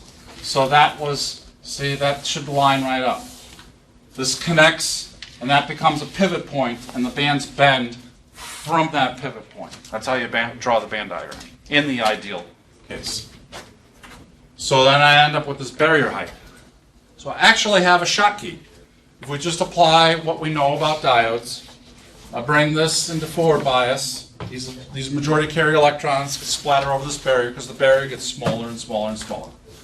In reverse bias, it's electrons, it's majority carrier, and they have to circumnavigate this barrier, and that is not modulated by the bias, just like our PN junction is not modulated by the bias. So I get a small reverse current.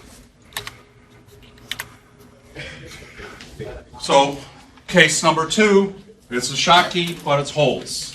It's p-type. Harry, you had a question? Yeah, so like the depletion region forms within the semiconductor? Or, Yes.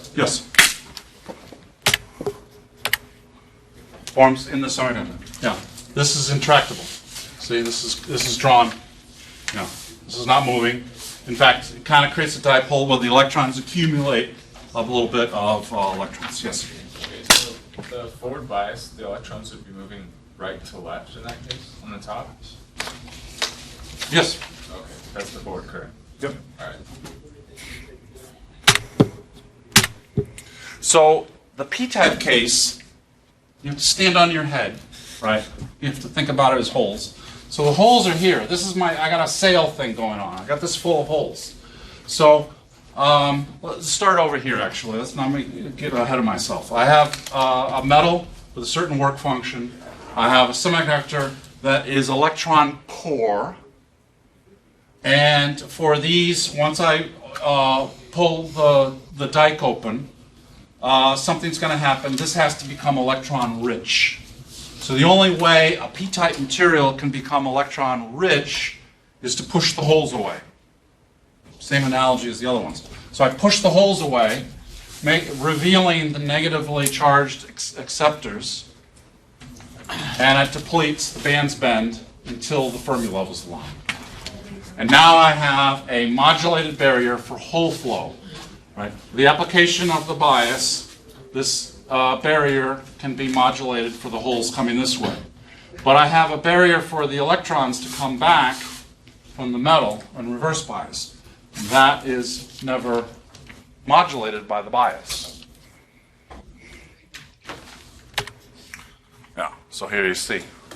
Forward bias, these are able to come forward.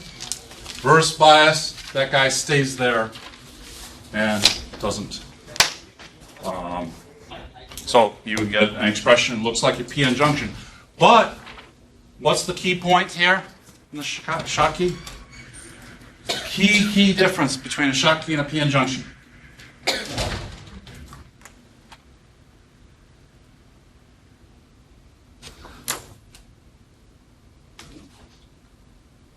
Electrons splattering forward, electrons coming back.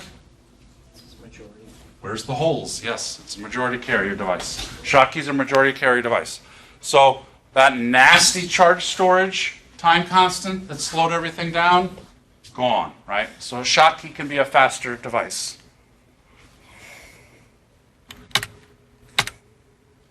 Then they start to go a little faster. The ohmics, a similar thing.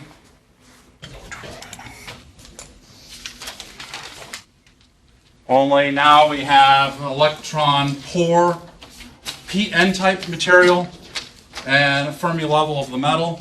So how does an N-type material become more electron rich? It just herds those free electrons to the surface. So it just pulls them to the surface. The bands bend, but the bands bend at a much severe rate because those electrons can pile up within a skin depth, just like on the surface of a metal, creating the Faraday cage effect. So this is a very sharp dipole. So, and now I have no barrier. What happens if I'm an electron on the N-type material and I want to go to the metal? There's no barrier. What happens if I'm an electron from the metal going and going to the semiconductor? I got a small barrier, but it's not really significant.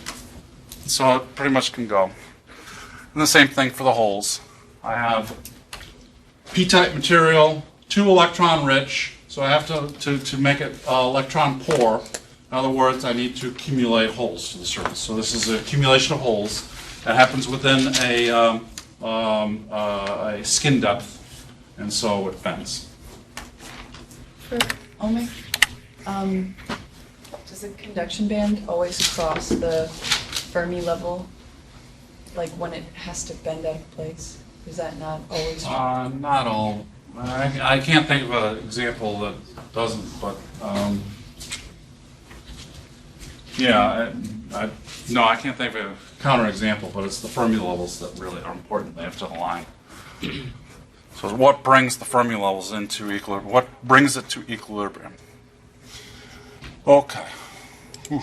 Haven't even gotten into applications. Okay, so then we get the diodes. So in the practical world is, and why I dragged you through the chemistry in midterm 1, is that we actually have dangling bonds at the surface which can pin the Fermi level. And so the Fermi level pierces the midpoint, right? It's the pivot point. So if I have a lot of density of states, it's got to bisect that. This is a density of states, essentially, in the middle of the gap due to some trap, due to the surface effect, and so forth. This is one where it traps.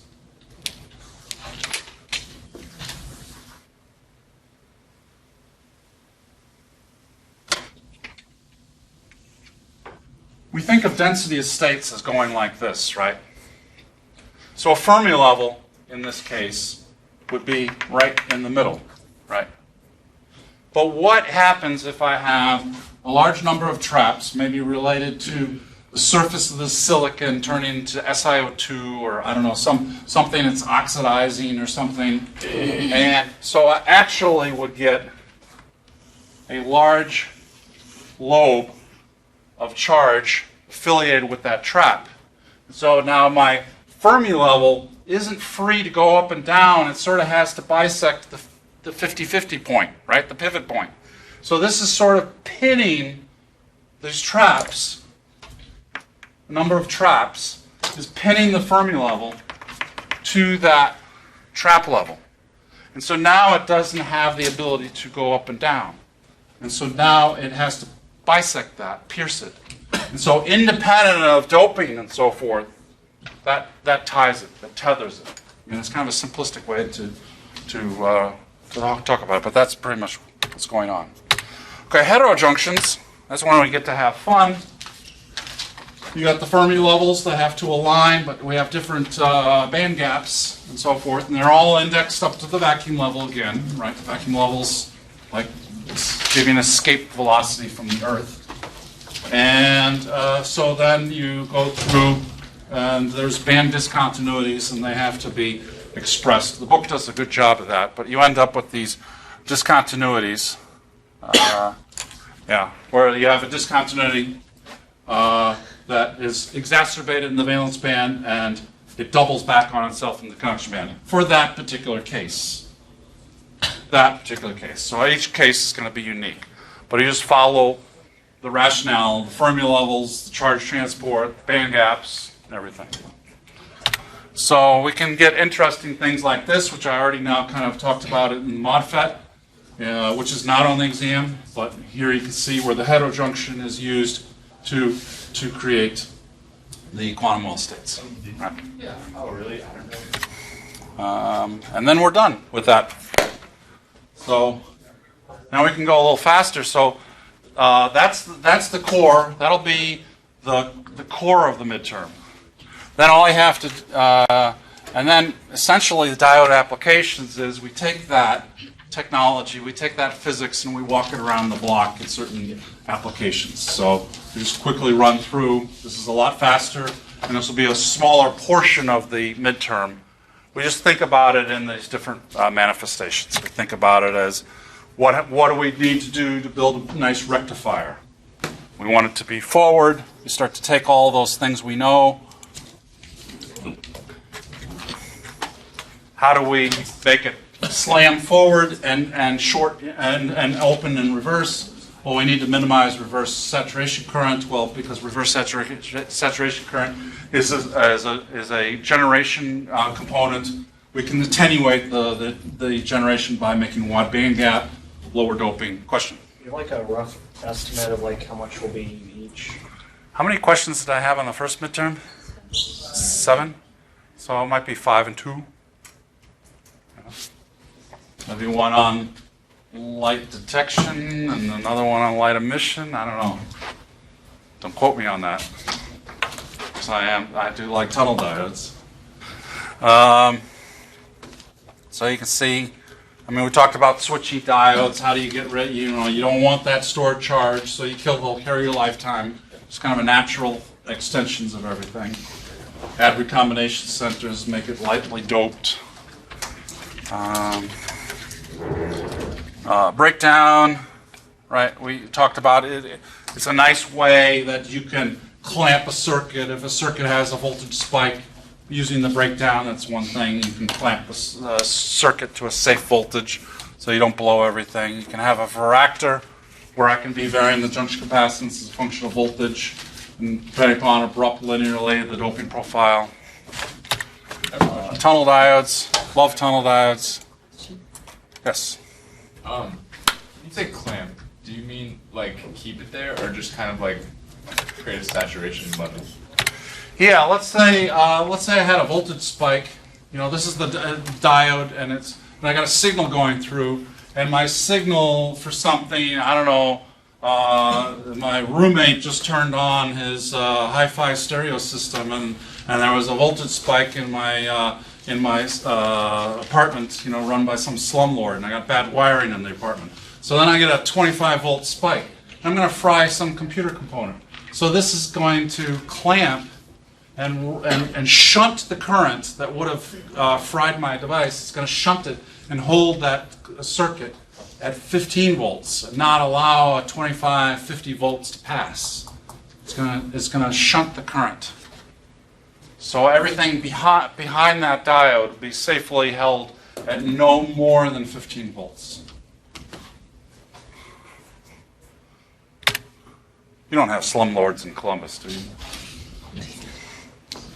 I sued 3 of my landlords when I was a student. Won all my cases. Small claims court. Tunnel diodes. Negative differential resistance. I got this chapter that's very nice. The chapter, though, gives you way more than what's on the test and so forth. It's just for educational purposes. So I get a little crazy here, showing you some of the work we do. This is an actual tunnel diode, built in Dries, measured in Caldwell. But this is a nice band diagram. This is what we did in our book chapter, where we did a little more expression of the sales. And so then you can see, again, constraint for quantum mechanical tunneling is available carriers, empty states to go into, and a small distance in between. So you can follow these 2 keyholes as they align, and as they align, I get tunneling current. 2 keyholes align, small distance in between, tunneling.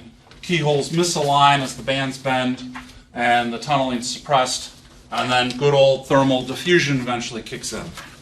So I have a tunneling current component that's only momentary in voltage, that creates the camel hump, and then the diffusion current causes the diode to turn on. And in reverse, I get good old Zener. It's Zener. So it's these carriers, the top of these carriers, coming over. And so you get tunnel diodes like that. These are some made by alloy process. Here's some real ones that we measured. There's good old Leosaki. There's an RTD using the heterojunctions. Now, I'm not worried about the valence band right now. I'm only looking at the conduction band. I can create that particle in a box you heard about way back in physics. I can actually make that. We do make that. I got a student writing a manuscript right now on one of these. One of my graduate students. So you form this particle in a box, you form a quantum state, and at just the right energy, you align the keyhole, and you're shooting a BB through a keyhole. So this is actually more selective in the energy because that quantum well energy state is very precise in energy level. It's more smeared in three-dimensional space. So that's what it looks like, actually. This is from Little Z, one of the reference books. This is what's happening in the valence band, but because the holes are large effective mass, it's not as likely to happen. So then here is showing the transmission coefficient. So at E1, I get resonance. I can transmit E2. So this particular example shows that it actually has 4 quantum well states. And so that's what it looks like. There's Ray Su, your distinguished alum. He stood right here when I took that picture. When the picture was taken, he's a distinguished alum. He was co-built, co-designed, and invented that RTD. Here's the third type, these resonant interband tunnel diodes, which you don't need to know for the exam. This is what I work on. These are type 1, type 2, type 3. I work on these. And then I get a little crazy showing you some of my research work. Not testable. Not testable. Okay. Solar cells. Solar cells, also known as photovoltaics, operate in the 4th quadrant. Power delivered. And where did that reverse saturation current come from? Came from the generation in or near the depletion region, right? So if I shine the light on it, I'm photopumping more generation. So photopumping, a little bit of light, modest amount of light, a lot of light. This is just photo generation. So in a solar cell, I'm just seeing the whole IV curve is sagging down, and when I'm in the quadrant 4, it's delivering power, because that is minus I, power being absorbed is minus I times positive V. So my power absorbed is a negative value. So therefore, this is power delivered. Right. So carriers come in. They have an absorption coefficient, right? Most of it's absorbed near the surface, and the photons only make so far through. And if my p-n junction has a certain W, certain depletion width, then I only absorb maybe 67% of it if it's at the 1/e point, e to the minus alpha x. So if alpha is 10 to the 4 and my x is 10 to the minus 4, then I'm at the e minus 1 point. I get absorbed 67%. And of course, what wavelength I'm absorbing is going to be band. Remember, I forgot to correct this. Indium nitride's down here. We end up seeing which wavelength you're going to absorb based on the band gap.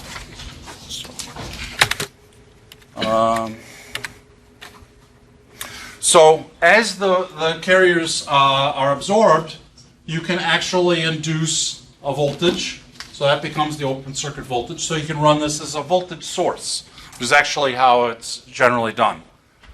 Everyone thinks you're creating a photocurrent and you're extracting a current. It's actually better to extract a voltage and run it as a power supply, as a voltage power supply. And so obviously If the light is coming in, I don't want it to reflect, so I need anti-reflection coatings because I'm going to lose 30% due to the mismatch in the index of refraction between air and semiconductor. Air is roughly n equals 1. N for semiconductor is about 3.5. And obviously I need to make ohmic contacts to it to pull the charge out. But if my ohmic contacts shadow the active area, I'm going to lose light. So I make it, spread it out into those fingers. And there you can see the light. So the maximum power delivered. So I actually want this IV characteristic to have a very boxy shape to it, because then I can get more power. When it droops, if I get a leaky diode, there's a lot of shunting resistance, then it drops, and so the power. So this is like a solar cell that's sat on my roof for 20 years, and then maybe I want my money back because it hasn't met the warranty condition. So that's a bad one. That's one's aged. Now the issue is that sunlight is a broad spectrum of energies. This is sunlight. It's kind of raining down a whole variety of wavelengths. So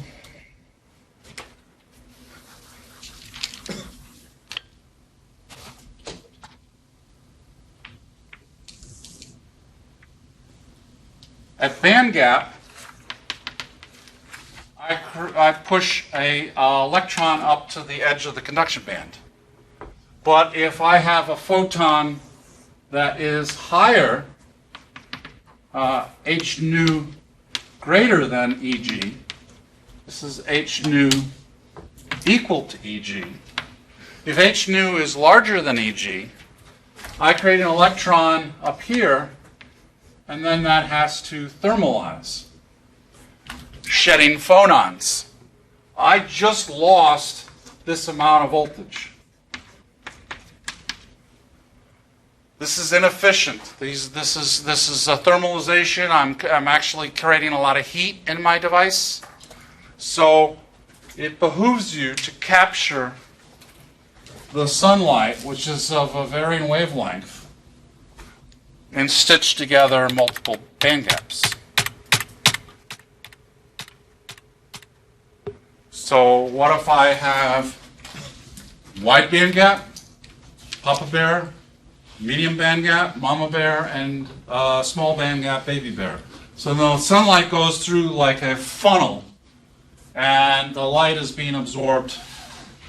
So I strip off all the high energy photons, and so the high energy ones are being absorbed near the band edge of the wide band gap. And so I just have this band gap filter, funnel, if you will. And so that's what's used on high-end,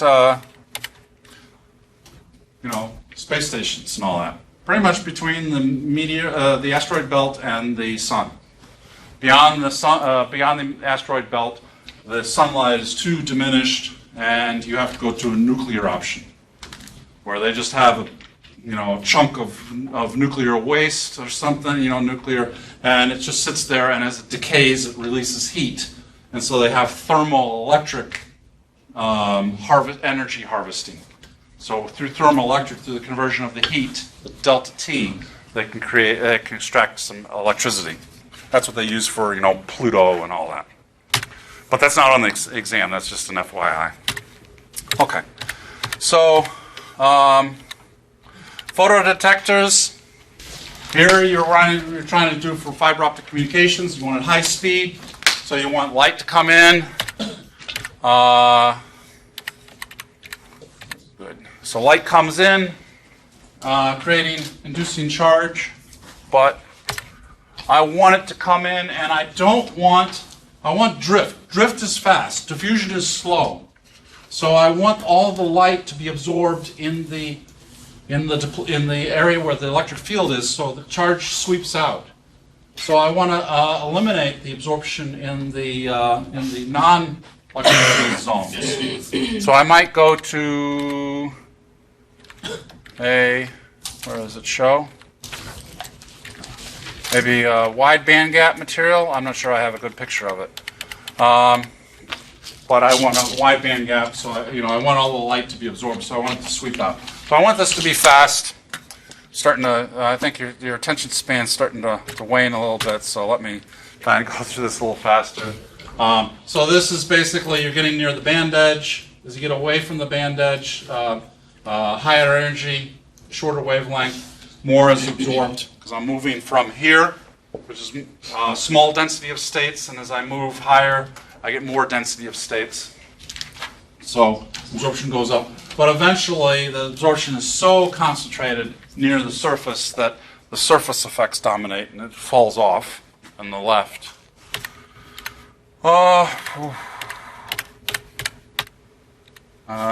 Yeah, you can talk about SAM APDs. You can do using avalanching to your advantage. Okay, metal semiconductors is basically a majority carrier. Actually, no, it's not majority carrier because you do have electron hole pairs, but it's reducing the capacitance at higher speed. It's basically two back-to-back Shotkeys. Yeah, here's two back-to-back Shotkeys. So the IV characteristics look like that. Two back-to-back Shotkeys. It's got a reverse bias, reverse bias. So one diode's always in reverse bias. But it's small capacitance because normally we think of a parallel plate capacitor, epsilon A over D. But here the electrodes are separated like that. So the coupling between these is very minimal, right? Epsilon A over D. Well, what's the A? The A is how thick that metal is, which is like a fraction of a micron. This is not testable. This is just from some past work and what went into I think you should know why the sunset is red, but I'm probably not going to ask such an obvious question on the midterm. I'm not going to give you that much of an easy one. Okay, fiber optics. Because we're running these photodiodes and lasers through, kind of have to understand the guided wave optics. And so we make single mode fiber, and we can send long haul at about 0.2, 0.3 dB per kilometer. And light emission, right? Fundamentals. This is why I've been emphasizing band gap from day one. That'll tell you what color you're getting. So I can stimulate it by electroluminescence, by a p-n junction, a forward bias p-n junction, right? So I can bring. No, this is absorption. Sorry. I can bring carriers in, and I can express all the different colors. Again, that's a bad data point. And so you can see. If I bring carriers in the conduction band and holes into the valence band, they have an opportunity for recombining, releasing a photon characteristic of the band gap. So that's going to determine whether I get a green, an orange, ultraviolet. All right, so here's some of the different ones over years. You can see white LEDs, Al-InGaN, blues, red, orange, Al-InGap. Greens in indium gallium nitride, so forth, and the efficiencies. You got to do some optical engineering to get most of the light out. This is kind of a finer point for LEDs. I don't know if it's really as testable. You can make them out of organics, which we work on. So you can make that's the front of my Samsung phone. And so here is you get the light bulb. This is your Roy G. Biv, or your light bulb. So you just want to hit the different colors. This is just an FYI, not directly on the tests. Fun stuff. You can see the red, green, blue of a video output, the triangle, and there you see. That's how you make white, and different quality of white. So all white is not the same. You can make quantum wells where I can herd, and therefore I can get a more precise wavelength. So So here's color tuning versus band gap. Here's the aluminum indium phosphide material system. Getting in, it has a hard time getting into the green, so you got to jump to a different material system to get into the green. Again, here's influence of band gap. See the cut-in voltage. And so here's band gap energy and forward voltage. It correlates directly, pretty much along the line, as you would expect. So I can make beautiful quantum wells like this. So now my energy, photon energy, is very precisely defined. And so this is the smearing. The sail gives the smearing because those are the carriers that can actually be represented and all that. Optical engineering, shaping, texturing. This is kind of finer points. Lasers. Laser, you got the stimulated emission. You make the Fabry-Perot where you get the bounce back, the photons bouncing back. And so you get a standing wave pattern of what's presented. That's the boundary condition in the cavity. So the cavity allows these modes with an integer number of wavelengths to fit in that cavity. And then the band gap allows, light from here to here. So it kind of smears. So I get a smearing of the wavelengths. I get a range of wavelengths. So I map that onto the modes, and that's what comes out. So I get 5, 6 discrete wavelengths. Now, if I play some clever games, I can sharpen that up and make one wavelength. That's usually more sophisticated things like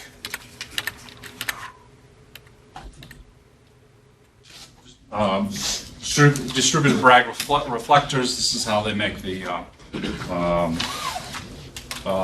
single wavelength. So the grading is destructively, it's knocking away some of those wavelengths, and that's pretty much it. So I can do all kinds of elegant band gap engineering and so forth to get the different wavelengths. But really, I want to guide the charge, but I also want to guide the photon. So this is for carrier confinement, and this is for photon confinement, so that it's a better insertion into the optical fiber, so that they're commensurate. I don't want a beam that focuses down very tightly, because the tighter you squeeze, you probably don't know this, but the tighter you focus and squeeze a beam, it just then on the other side diverges. So the tighter you focus it, light comes. So if I take light,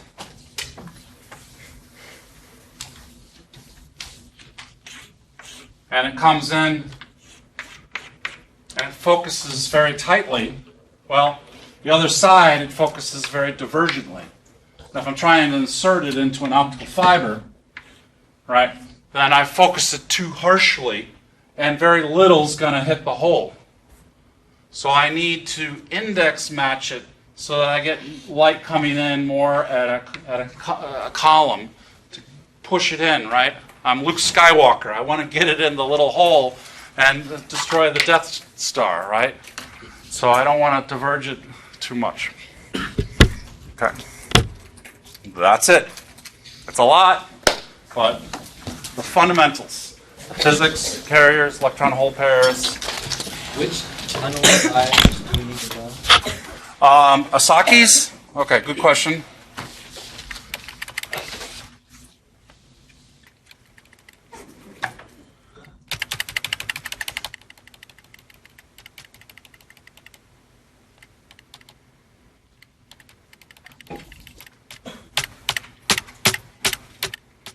If you haven't noticed, I love band diagrams. So you got to know Leo Asaki's band diagram of an Asaki tunnel diode. You got to be able to explain this story. And I'll pull you up to the RTD simply because you've been I know you've been exposed to this before as the idea of a concept of a particle in a box. So this is a nice little elegant extension of your previous knowledge of a particle in a box. So this is the RTD. So Those are both testable. those are both testable. Yeah. RITDs, what I work on, that's just eye candy for you.